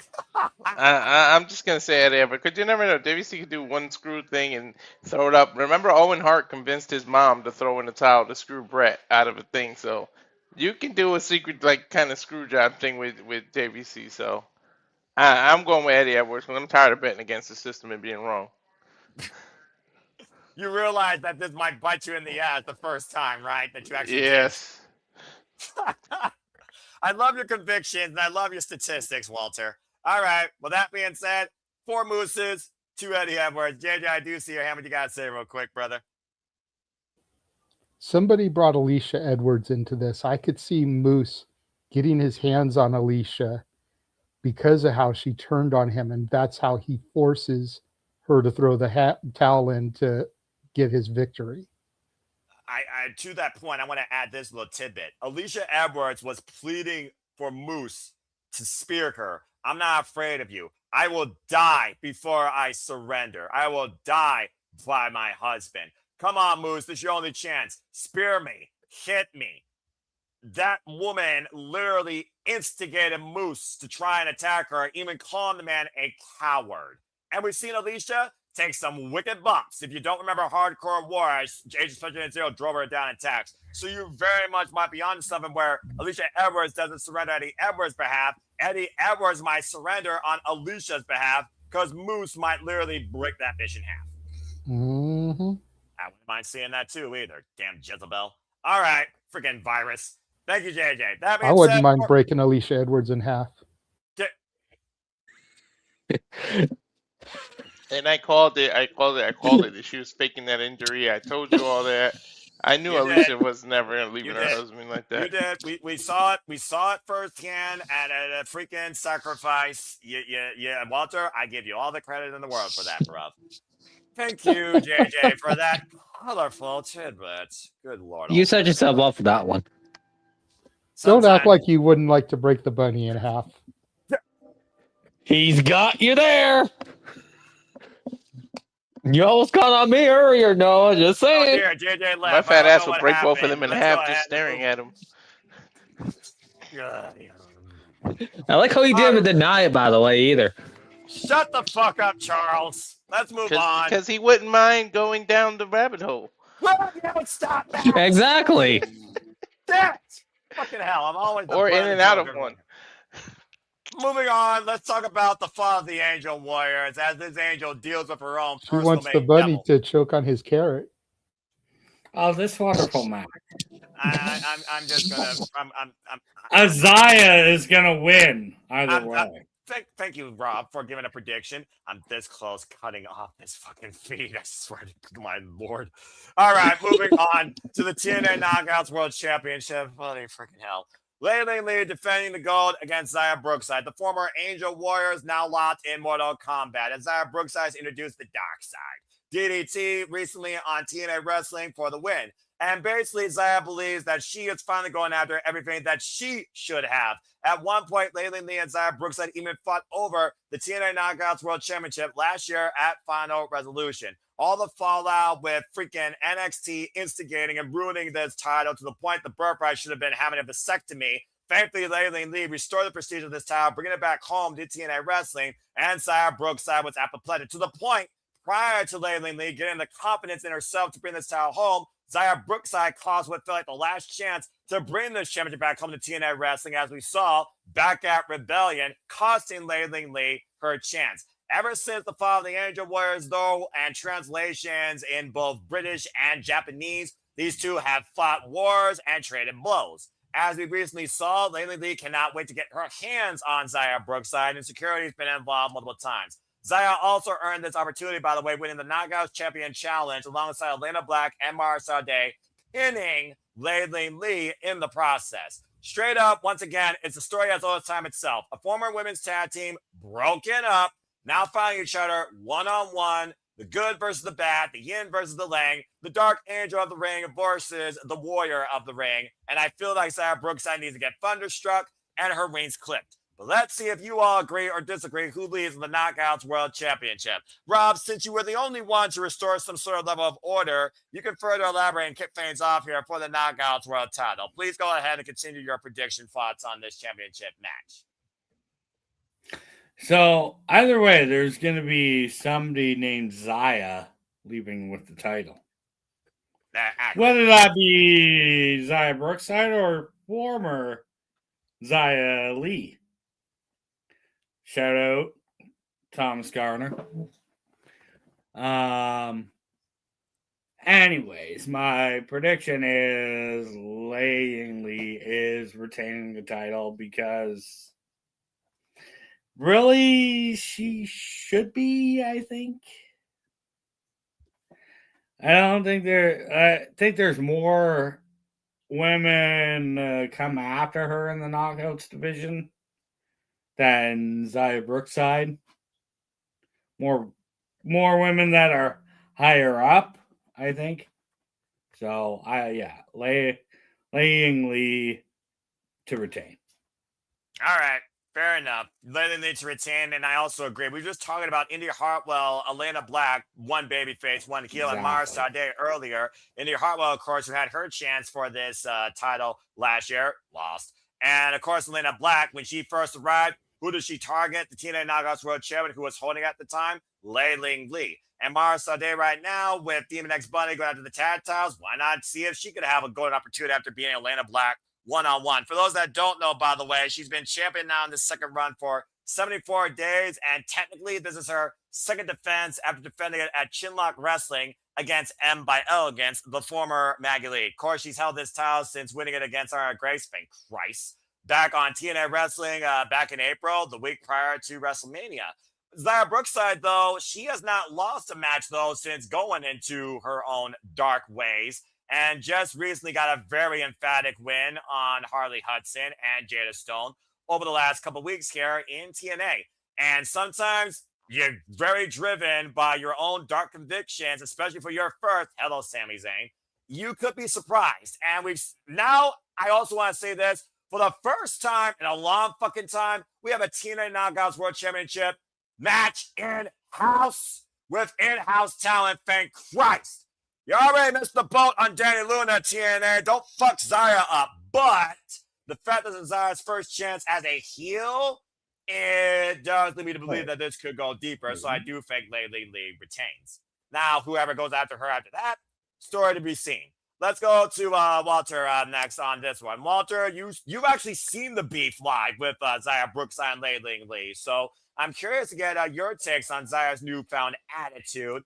And Lei Lee right now, where her heart's been destroyed, but now she looks at Zaya only as her enemy and looks to kick her head off. What do you think about this? I like her newfound attitude, and seeing her live in person, some of the things she did, I wouldn't be surprised if they pulled the trigger and have her have her win the title. But I don't think they should do it on the very first one that they have. Or how many times has she? This is the first match between them, right? Second match for the second. Knockouts World Championship Okay. since 2025. Their second singles match ever against each other. Yeah, okay, that's what I figured. So I think the rivalry is going to continue somehow. So I think Lei Ling, plus she hasn't had the title that long, so I don't know. I don't think she's losing it. So I say Lei Yingli to retain. She hasn't even surpassed her first run yet of 87 days. She's 13 days short. So, yeah. All right. That being said, so far, retainment. Charles, do you got Lei Lee retaining or Zaya Brookside coming into her own dark light at the TNA Knockouts World Championship? We'll have a new Knockouts champion. What? Yep. We're going to have a new Knockouts champion. Wow. All right. Why? What would have been the point of turning her heel in the first place? Clear to break up the team. If you don't go all the way with it and give her the title. Okay. You just going right immediately into it. As soon as you take a heel turn, I guess that's how you win a championship. Then again, Kevin Owens did that with Sami Zayn back in NXT. So not too far off, but dude, the TNA Knockouts World Championship is not hot potato, and this is the first time we have an in-house potential feud for the Knockouts World title. Let it cook, as the master chef, not named Swedish Chef, says here. Jeez, Charles. But okay, I appreciate the fact that you gave a polarizing prediction. Now let's see what JJ serves up. JJ, what do you think about this here? Zaya Brookside's newfound attitude, Lei Lee, the cause and effect outside that triple threat with India Hartwell, Elena Black. I mean, Indy Hartwell and Zaya Brookside once challenged the Elegance Brown for the TNA Knockouts Tag Team Championships when she was the Angel of the Ring. So honestly, Zaya and Indy could probably fight number one contender style, much like Indy did with Danny Luna before she became the Crimson Mask that should have been the Knockouts World Champion. What do you think happens here? This is their first one-on-one match, by the way, again, since 2025 Final Resolution. Again, TNA needs to start banking on the future, not the past. They need to start building the young stars that can be the future of the company, not putting stock in the ex-WWE talent. And Zaya, for those that don't know, is 27 years of age, by the way. Been involved 11 years in the game. Daughter of one Robbie Brookside. Continue. Daughter of one Robbie Brookside, who is a trainer at the PC. Correct. I got Zaya Brookside here. Okay. I'm curious if this becomes 3 and 3. That's 2 for Zaya and 3 for Lei Ling Lee. But I love the fact that at least this match, we're actually invested in to see what fucking happens inside TNA for the TNA Knockouts World Championship, and at least it will stay in this damn company. Damn it. All right, thank you, JJ. Emmanuel, you close this thing out. It's 3 for Lei Ling Lee, 2 for Zaya. Is it 50-50, or do you believe that Zaya gets thunderstruck and loses? We're going to have a first 50-50 split. I was thinking to myself, like, hopefully somebody's going to say Zaya Brookside, or not have to play my menu card again. Like Charles said, like, what would be the point of Zaya Brookside to turn heel? And it's okay for me, Lei Ying Lee to have short range. Like, it's okay. Like, it had to build up, like, and rely on your TNA talent. Like, don't always rely on WWE talent, aka AEW. But that's a different story. I'm just saying, but for me, it will make more sense. Like, because if we could say a babyface is gonna win, like, if you have Indy Hartwell or Zara like to win, that it makes sense to have a heel champion of Zaya Brookside. But if you have JJ's favorite superstar, then you will have that Lei Ying Lee to retain. So it makes sense. So if you gotta pick one, I have to go for Zaya Brookside, because for me, I think like Indy Hartwell is gonna retain, gonna win that match, and then that's how you go to this Zaya Brookside business. Indy Hartwell. So. Oh, okay. So you're putting Indy Hartwell in the Knockouts World Championship equation, basically. Again, like I said, last year she had her chance against Kalani Jordan, lost. 1 year later, though, Bound for Glory finally becoming the knockout seems poetic. But like I said, Elena Black, she came in and confronted on behalf of Daria Ray's business, the TNA Knockouts World Champion, and it was Lei Ling Lee at the time. And so far, Elena Black, she's had pretty good fortunes in recent singles action. But I like the fact that we do have at least a dynamic in either way. So really this match can go for 2. And again, you don't know somebody more familiar than who you teamed with for the better part of the last year. And I do think this is not going to be a one-off with these two. So I can understand where you're coming from. But again, she just won it. Let this cook a little longer. Yes, she just turned heel. Yes, we should invest in her because she's younger. But also, Lei Ling Lee, she just resigned last year, in case you all forgot. These two might literally spearhead the Knockouts division inside TNA for the TNA Knockouts World Championship to restore some prestige back to it in-house in TNA, and then you add those others that you named to the mix. I think Lei Ling Lee retains for now. We just got the breakup. See how personal this really gets. Lei Ling Lee for the retainment. But hey, 50-50. First time. I love it. All right, let's go ahead and move on from there to something that's going to be anything but righteous. Will probably break most people's minds, and maybe, just maybe, JJ will finally see a couple of great hands achieved the accomplishment because they just got added last night on TNA Wrestling.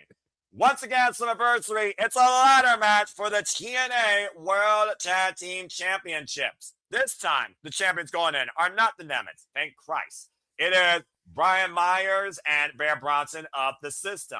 Not the regular Hardys, despite the fact Jeff Hardy used a button freaking release rope ladder to regain the titles last year, but the Broken Hardys. You also have, think what I'm saying, man? The Righteous, Vincent and Dutch, and just added last night, Jason Hodge and John Schuyler of the Order 4, the Great Hands. All right, folks, straight up, it's 1 year Slammiversary. Once again, we find ourselves with the TNA World Tag Team Champions in the ladder match, and we find the Hardys back in the equation, and this time they're broken. Of course, the Hardys lost the Tag Team Championships thanks to the Righteous's anything but righteous plan. Back, of course, at Rebellion, where Bear Bronson and Brian Myers seized the titles after Vincent got the better of Jeff Hardy, both physically and mentally, after Matt Hardy was left bruised, battered, broken, thanks to Dutch. Since then, Walter, who saw it live, escalated to newfound levels of weird in a righteous garden match. That was one of the most bizarre things I've ever seen in my life. I can't believe you saw that madness live, bro. Now we have the System holding down the TNA Tag Team Champions again. This time, not Brian Myers and the Edwards, but Brian Myers, who's such an accomplished tag team specialist, damn it, and Bear Bronson. But we also have the Great Hands, which JJ will tell you ad nauseum. He's been waiting for Jason Hodge and John Schuyler to not only get the opportunity, but hold on to the Tag Team Championships. With this new version of the System brought to us this year since January, with the Order 4 rebooted back at Rebellion, where Mustafa Ali has led by example, and that faction seems more stronger and united than ever. With the Broken Universe brought back to us again, with the Righteous now interfering with it, this truly could go any team's way. For those that don't know, to win this match, climb the ladder, seize the titles, you are the Tag Team Champions. It's truly as simple as that. But do we see new Tag Team Champions once again? Does the Hardys do it 2 years in a row? This time, Broken. Does things finally get righteous for this tag team division? But does a couple of Great Hands finally hold the titles in hand? Let's go around the horn and see what everyone thinks about this. I'm very curious to see whether or not it's his team or, again, Mind versus Heart, what he goes with. But he's going to spearhead the main event. That being said, we're going to kick things off this time with Emmanuel, who hasn't started one in a while. Emmanuel, who you got leaving? And because it's only 4 teams, you get 1 pick only. Who you got leading with the TNA Tag Team Championships? The Righteous, the Hardys, the Great Hands, or does the System work and retain? Wow, I'm in a predicament because I thought it'd be a queen. Like if Robert's right about a certain matchup that I went against, that means the System is clean sweep the pay-per-view if they retain this tag team titles, don't they? Technically, yes, that would be correct. But the Hardys, you don't need the Hardys to regain those titles after a lengthy, long tag team championship run. For some odd reason, my mind's going for the Righteous Brothers. Like, if you don't give them, then you just give up on them. I don't know what else you do with them in the TNA world. Like, you gave them so many chances in the tag team championship opportunity after opportunity after opportunity, and to keep losing and losing. Like, just like Sami Zayn, like he was 0-9, 0-10 before tonight. Eventually, you're gonna give it to the Righteous Brothers. So my pick is the Righteous Brothers.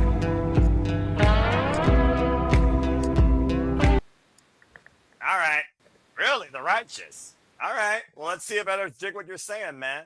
We got new champions with the Righteous. It's kind of funny, Walter, while you saw the Righteous guarding with the Broken Hardys, the Righteous and the Hardys have defined this tag division since the start of the year. It all started back at Genesis, where the Righteous like, this is what we wanted, man.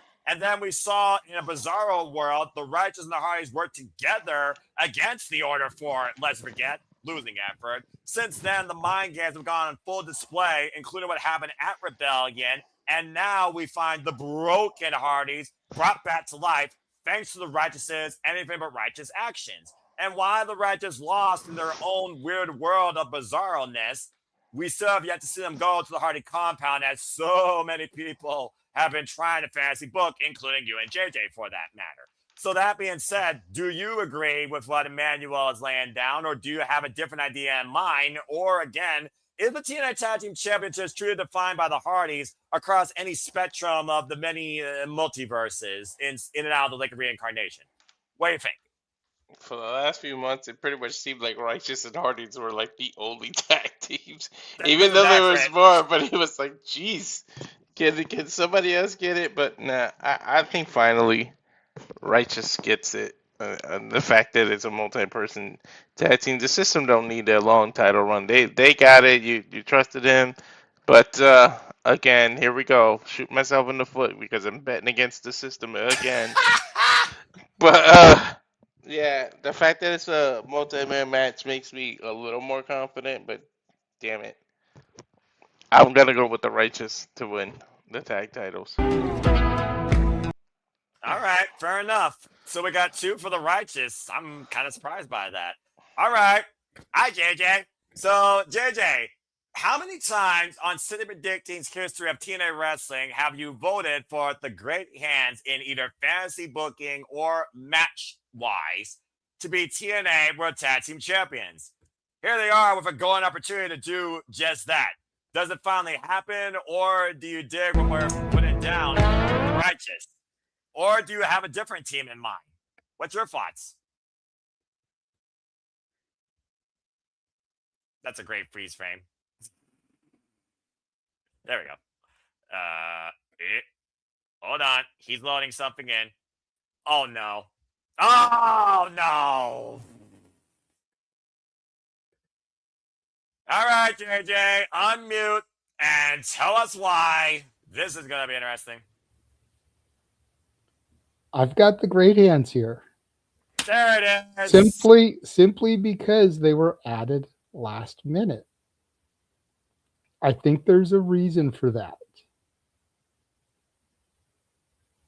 I'm not 100% sure what the reason is, but I think because of the fact that the Great Hands were not originally a part of this, it was going to be the System, the Hardys, and the Righteous.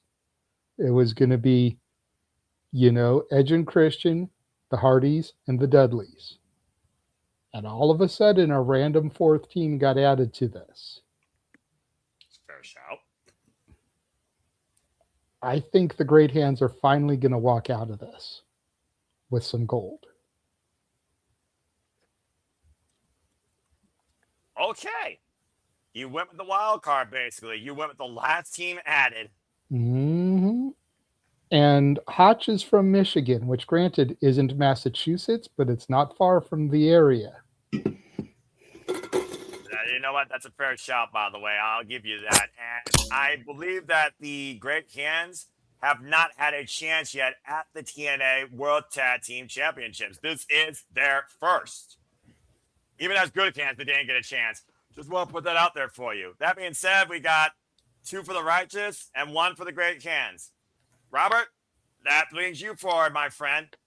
What do you guys say? What's your pick? We got 2 for the Great Hands now. What? Same thing like JJ said. Originally, my pick was going to be the Righteous. Actually, no. My original pick was going to be the Retention. Oh, okay, for the System. Yeah. But sorry. Yeah. So that would have been my pick. I was like 49-51 between them and the Righteous. Hardys, they didn't need the fucking titles. Like, they've already had their fucking run. And then they added this. Then they added the Good Hands in. And I want to get this out of the way. The Hardys, the Righteous, the System, the Good Hands in the TNA ladder match for the TNA Tag Team Champions. This match brought to you by the word "the." I think so. All right, fair But enough. yes, I have the Good Hands winning because there's a reason they added them in. And I think the reason is for them to win. Like, Finally, their work pays off. They finally get their just due, and the Yeah. Order 4 also And- gets more gold. I'm throwing, I don't know if you all can see that. What's that say? Make some eyes hit. Let me go ahead. JJ, go ahead and do it. Not clicking. There we go. They're young in the making. 3 years in the making. Oh, yeah, just us. Oh, okay. That's a fair shout. Yeah. Their post on X. It's their time. Yeah. I mean, 3 years. Unbelievable. Wow, give them a Right? bone. And what a stage to do it, especially with the reboot of the Order 4. All right, fair enough. We got 2 great hands, quite literally. Look at that. 2 great hands. And we got 2 righteous. Charles, let's go to you before we go to me. Where do you stand in this? We got 2 teams picked so far. Are you picking one of them or are you picking one of the other 2? Righteous all the way. He's righteous. All right. Why are you going with the righteous, bro? I mean, literally, this is like, what, the 4th match now the Hardys and the Righteous have shared this year? As far as the titles being in play? Dadgum. Yep. I'm back in the Righteous for this. It's time for I'm them about to win to the tag titles. You just literally are gonna ride and die with the Righteous, are you? Yes. Just like I ride and die with Elijah. Oh, well, AJ Francis now owns Elijah, but I guess they might have a one-on-one match. I haven't seen a grab it for them for Slammiversary, where if Elijah wins, he gets all of his music endorsements, rights, namesake, and even his guitar back. Otherwise, Flopdower takes full right and profit and control of him and possession. Good luck. All right, fair enough. So we got righteous, great hands, nothing for the system, nothing for the broken Hardys. The fact of the matter, though, that the Hardys and the Righteous have been the story much to Walter's point of the tag division this year, where they haven't even needed the titles, but 2 of the last 3 matches they've shared have involved the TNA Tag Team Championships, Genesis and a tables match. Then we had a Righteous Garden that brought the Broken Hardys to life. The Righteous and the Broken Hardys is a fever dream on Halloween from the Hardy compound waiting to happen. So what does that leave? That leaves the system, and that leaves the Order 4. The only 2 factions in TNA Wrestling that are under faction warfare. And I still go all the way back to when Eddie Edwards invested in Special Agent Zero to neutralize Moose from Gannigan at Sacrifice. What did Tasha Steelz and Mustafa Ali said after leaving that negotiation? I don't trust them, of course, but I have a plan. And I feel like this reboot for the Order 4, where they ushered in a dark future led by Mustafa Ali seizing the TNA National Championship, was for a reason. And why Tasha Steelz is nowhere near the TNA Knockouts World Championship equation, I do think the Great Hands are due for their moment. And I do think the Order 4 are trying to take over TNA Wrestling.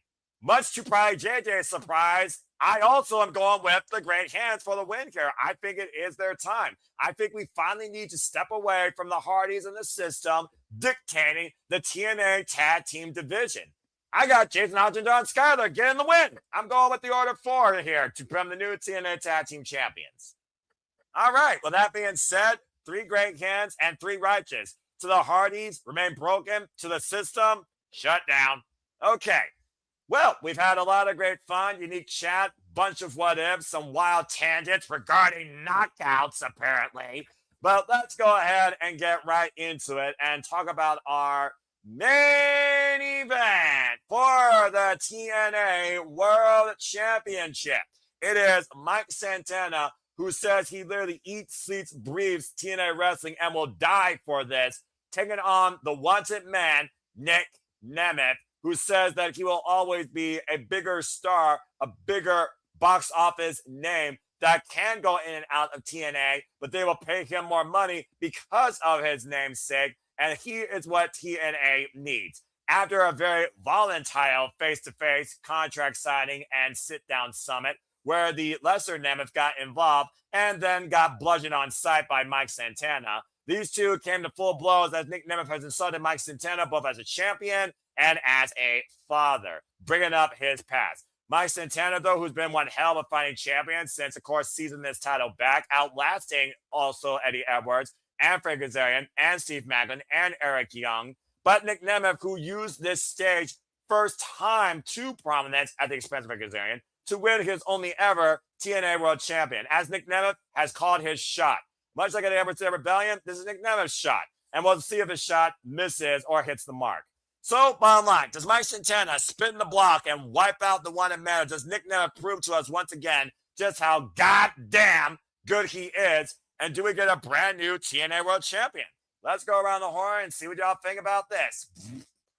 That being said, JJ, what do you think here? Mike Santana has been a namesake of TNA Wrestling since arriving at Rebellion and has truly put this company on his back. Nick Nemeth, though, who wanted to start things over after being the former Dolph Ziggler, he started over here in TNA Wrestling, but has been kind of mixed fortunes lately. At one point, we thought Nick Nemeth was a babyface, and again, when you're against Flop Dollar, everybody is.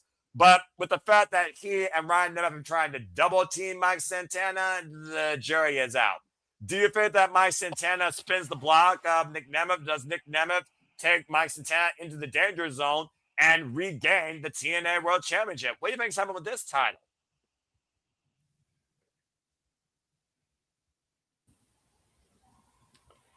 This one is really tough. Yeah, it is. Because on the one hand, Nick Nemeth doesn't need the title. On the other hand, if rumors are to be believed, Santana's contract is up pretty soon. I don't remember the exact date, but it's before the end of summer. Before Bound for Glory. In October. So when do you take the belt off him?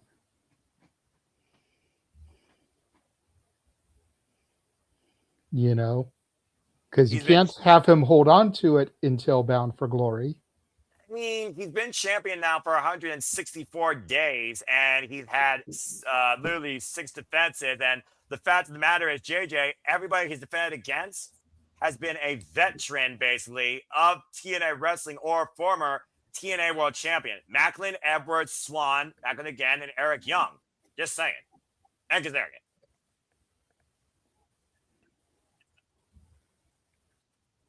Yeah. You know, I would rather see him lose it to a young guy, but I also feel like a young guy would make a better name for themselves beating the former Dolph Ziggler.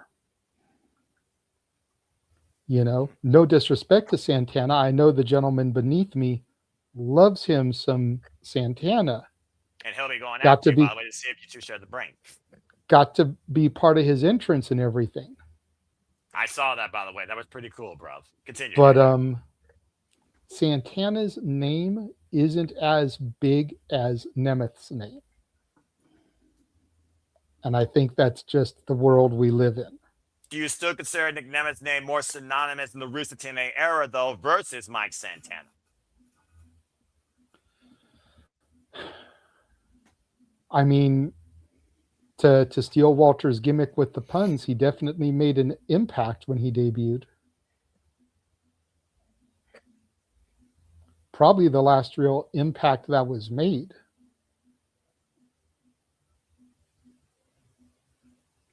So I've got Nemeth walking out of this with the belt. Oh, new champion. All right. I do have a new world champion. Okay, then. Strong setting ballot. We have a title change for the TNA World Championship.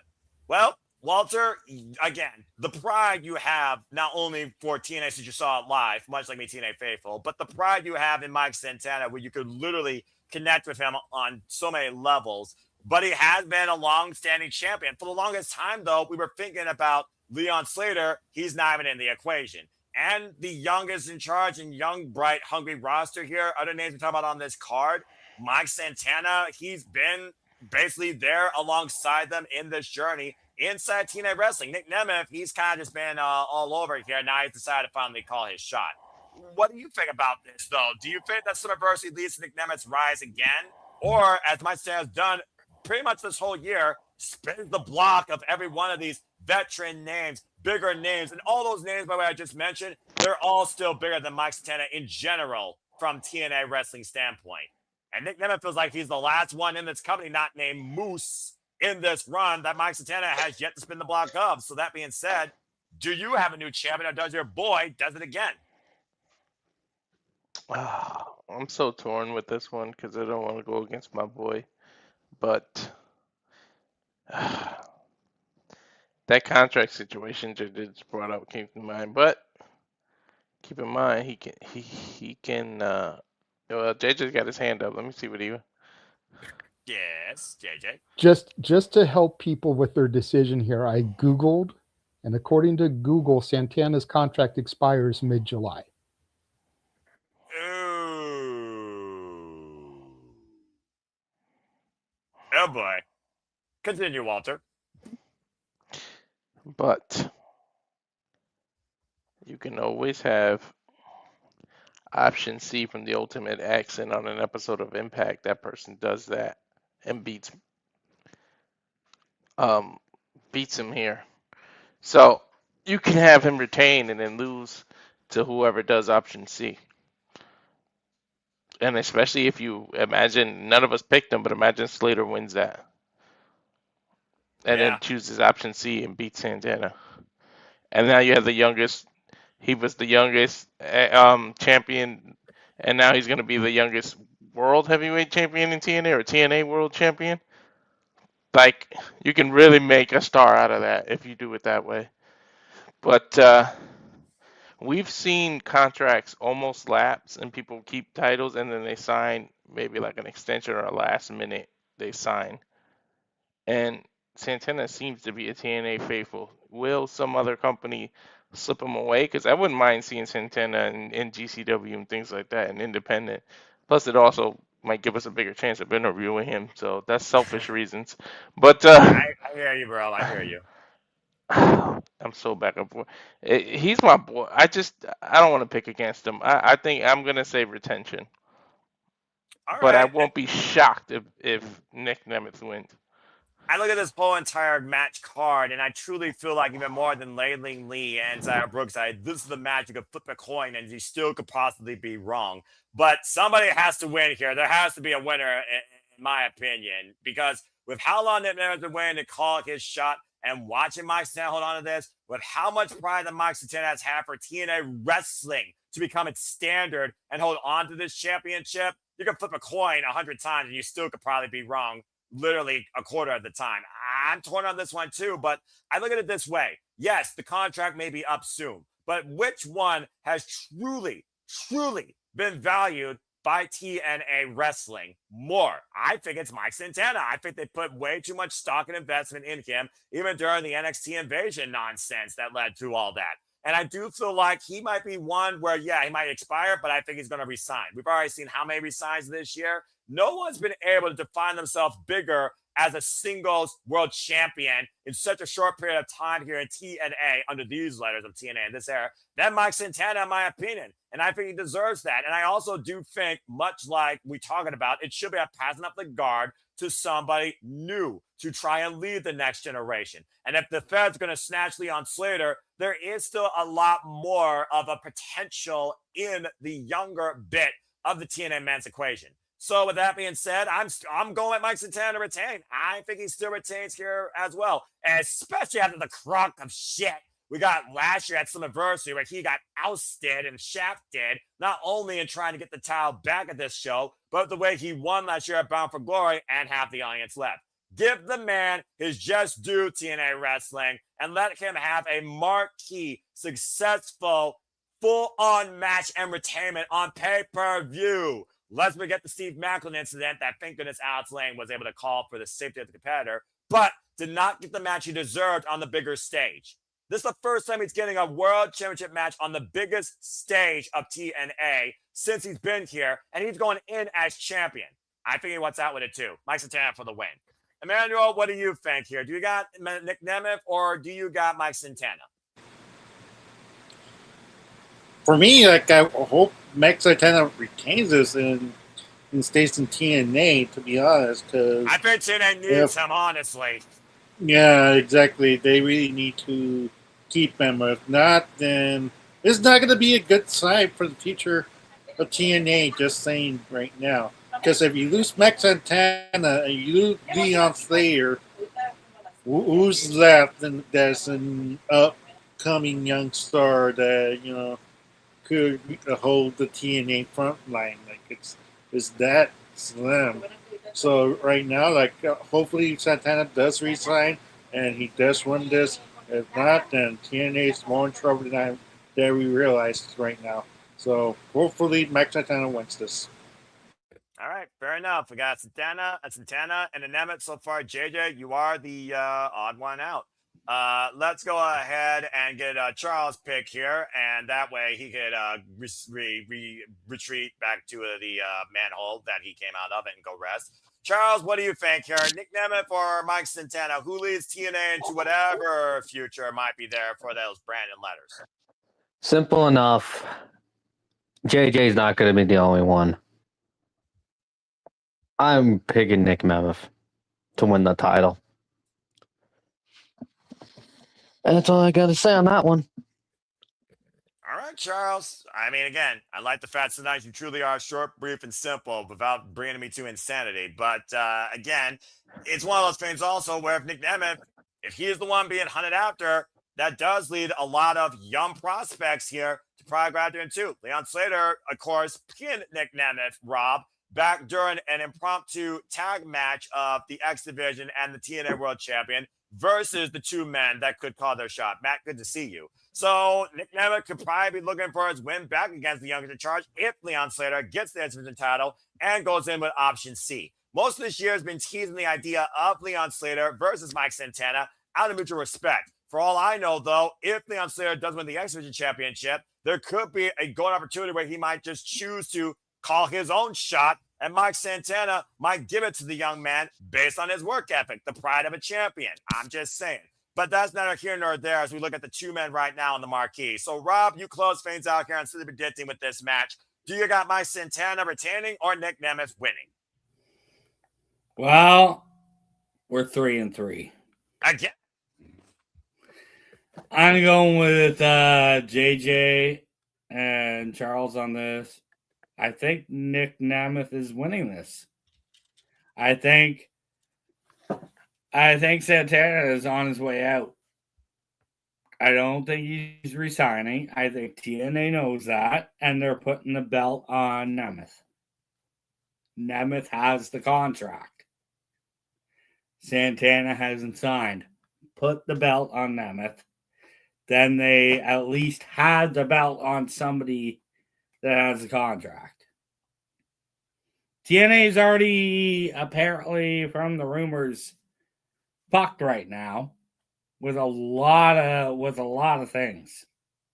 Why are they gonna leave the belt on somebody that they don't know if they're gonna sign or not? And plus, so Nemeth and who else? Frankie Kazarian. They both won shots, yes. And Frank Kazarian got his block spun earlier this year in a Texas death match where Mike Santana retained while Nick Nemeth was the special guest referee. Exactly. So one of them should win it. So Nemeth should win. Okay. Well, that being said, the World Championship match ends 3-on-3. So again, we'll see what happens and what the last thing about is after TNA Slammiversary. But that being said, folks, what are your thoughts towards TNA Slammiversary this year? Do you got new champions? Who do you see cross the line for the first time? Maybe confront Mustafa Ali. Is the system finally going to be shut down? Do things become righteous? Do Great Khans lead the tag division? And does a Dark Angel rise as the new face of the Knockouts division? That and so much more to be determined literally in less than 24 hours. So good luck to everybody as we prepare for TNA Slammiversary. And again, due to the fact of priorities over passions and circumstances out of our control between budget and streaming services, you will get an on-demand coverage of TNA Slammiversary, date and time to be determined. But I assure you, it will be before the Fallout this Thursday on TNA Wrestling. Stay tuned here at Simply Reliable Studios. And thank you all so much. Let's go ahead and get the F out of here and relax. And again, folks, stay tuned for the form. I will send it to you all privately. And good luck to everybody. Rob, been an absolute pleasure having you for the first time here. You've absolutely been a beast in your predictions. Go ahead and tell where the people can find you and connect with you. You guys can find me on Facebook, Rob Gregg. Just type in my name there, and you can look up FSB if you want to participate in predictions over there. Type that in. You can find me on either page. All right. Well, thank you so much for being part of the festivities. If you need to take care of other things, you're more than welcome to relieve yourself. And again, thank you so much for being part of the predicting, and I'll see you around in and out of the YouTube community. All right, Emmanuel, thank you as always. Good luck in predictions. Let's go ahead and plug your stuff, my friend, and where people can further connect and find you and your sister. Yes, you can follow me at Interacting Games and Movies, where YouTube is me in pain because of movie copyright, but that's okay. That's all right. We have to move on.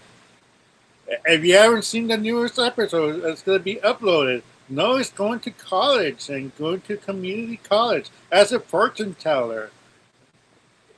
I randomized the name, and guess who came up first? Noah. I kid you not.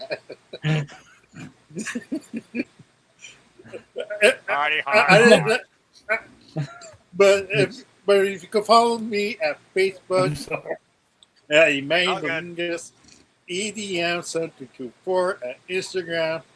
You can follow Arlene Dominguez at Facebook, Arlene Dominguez on Instagram, ADM7244 at the X. Notice I'm not dissing my sister right now because she's in the vicinity, so I don't want her to beat me up right now. So, good man, good bruv, wise move, young Padawan. All right, Emmanuel, thank you so much. Walter, it's so good having you back on City Predicting. Again, good luck with TNA Slammiversary Predictions. Let's go ahead and connect and tell what the people can find and further engage with you. Take care always, my friend. You can find me at Rage of Wrestling on the YouTube, Walter.Cruz.940 on Instagram, and X at Walter Alex Cruz. There you go. It's as simple as that. And stay tuned. We level up with super reliable gaming in the near future. Time and date to be determined, as well as gaming competition and system. Appreciate you always, Walter. God bless you. Well, JJ, we finally got through all these sleepy things, but the work is never done here. Where can people further connect and find you? And what else have you been up to? What a great graphic that is. Even Rob is throwing up the U. Damn it! Find me on Instagram at the Renegade JJ Williams, YouTube Casa D18. I love Chase U. Oy vey. I still wish I would have got one of their sweaters. I missed out on that. All right, groupie, let's let JJ speak now. Great, we got another Chase U student here, part of the family. Continue, JJ. Like I was saying, you can find me on Instagram, the Renegade JJ Williams, on YouTube, Casa D18 Studios, on X at Casa D18 Studio, no S at the end. You can also follow us here at the Simply Reliable Studios at SR Studios 2024. Make sure you guys tune in at 11 Eastern, 8 Pacific tonight for the Saturday shenanigans. Not sure if it'll be moderated by me or Noah yet. Maybe a little co-hosting going on. But yeah, we had Night of Champions. This all happened. We're going to be talking about it. All right. So make sure you're up to date on the clips, Noah. But yeah. Okay. I'm sure we'll get into some other stuff as well. Of course, we got Forbidden Door tomorrow. We got Slammiversary tomorrow. We got Great American Bash tomorrow. We got double feature of GCW shows this weekend. A lot of wrestling. You know, we love saying it here at the Simply Reliable Studios. This is definitely one of those weekends. No, I'm sure you'll echo my sentiment. If you can't find something to enjoy, get the fuck out the fandom. Simple as that. I am the Superman. I approve that message. Thank you, JJ, as always. And I will see you tonight on Shenanigans, at least for the 2 hours, because I'm always happy to double team with you. As I'm always happy to further engage and predict with any one of you in and out of this forum, in the chat or on screen, despite the fact you make my blood boil sometimes with some insane freaking comments. But we don't want you anyway. I need it with this forum. Again, thank you all so much for tuning in. You want to further engage with me? Find me if you choose, try if you dare, and then Foster 1916 on the X and on YouTube. For I am nothing more but a simple man and a lifelong fan, a professional wrestling. Damn it! The Cinema Predictions have finally concluded, so thank you all for tuning in to any of these crazy 4 streams. As JJ so eloquently put it, tomorrow we are covering AEW Forbidden Door live, me and our Canadian friend Ash. On-demand coverage will be there for Great American Bash and TNA Slammiversary in the near future. Stay tuned for more on that. Then stay tuned for Predictions Breakdown with me and Papa Gino for WWE Night Champions and AEW Forbidden Door across the men's brand and the Papa Gino Network. So subscribe and follow like him today at Papa Gino 0017. Appreciate you always, bro. And I brought her up earlier. Again, shout out to our Mighty Morphin Pink Power Ranger friend, Dutilla. Follow her at Reigns of Wrestling when it's wrestling time. On the forums you see right there, as well as our newest venture, Pop Culture Powerbomb on the X at PC Powerbomb. From one queen to another, shout out again to our Canadian friend Ash. Don't be a dickhead. Subscribe today to Baddies Young Punks at Baddie for Wrestling. And stay tuned when me and her will do a Baddie Bracket Breakdown on the G1 Climax and the field that is to come forward too. And that's all I got to simply say and promote. I always like to conclude there are no winners, no losers, no betters, just fans with opinions with this passion we all share. At the end of the day, support one another, respect each other, protect your mentality too, treasure your families, just your life, and enjoy professional wrestling. It is truly as simple as that. But with that being said, thank you so much for tuning in once again to another edition of Simply Predicting. Please like, subscribe, comment, and tell a friend. And shout out to Jeff motherfucking Meacham, by the way. Hit the bells, video goes live on demand on any of the YouTube channels or feeds here at SR Studios 24. Follow us on the X. I assure you, the commentary, the creativity, the passion, the insanity, the fantasy booking, the predictions is not going to let up anytime soon. But that's all I have to say. So in Kenny Mega fashion, as per usual, I bid you all now a fine adieu. For Rob, for Charles, for Jeff, for Emmanuel, for Mr. Reliable Walter Cruz, for the Renegade Wrestling JJ Williams, for all of you in the chat that have engaged with us, I thank you all once again. And until next time, Rob, I see your hand up. What you got to say real quick? I just want to say one last thing. Joe Hendry. Really, dude? Really? We're going to end with that freaking... Yeah. Say his name and Why? he appears. I believe in Joe Hendry. One last impact just to raise my blood. Thank you so much, Rob. We'll see where you stand next time. And until next time, folks, make a positive impact in life. Have a good night. Leave a lasting impact that's positive in someone else's life. And thanks for tuning in to Simply Predicting TNA Slammiversary. Have a good one, folks. We'll see you next time here at the Simply Reliable Studios. Take care. Happy 4th of July. And God bless the red, white, and blue. 250 years of this insanity. Good Lord. Happy 1st of July. Canada Day. And yeah, I'm about to say, shout out to the Bunny Alley Canadian. All right.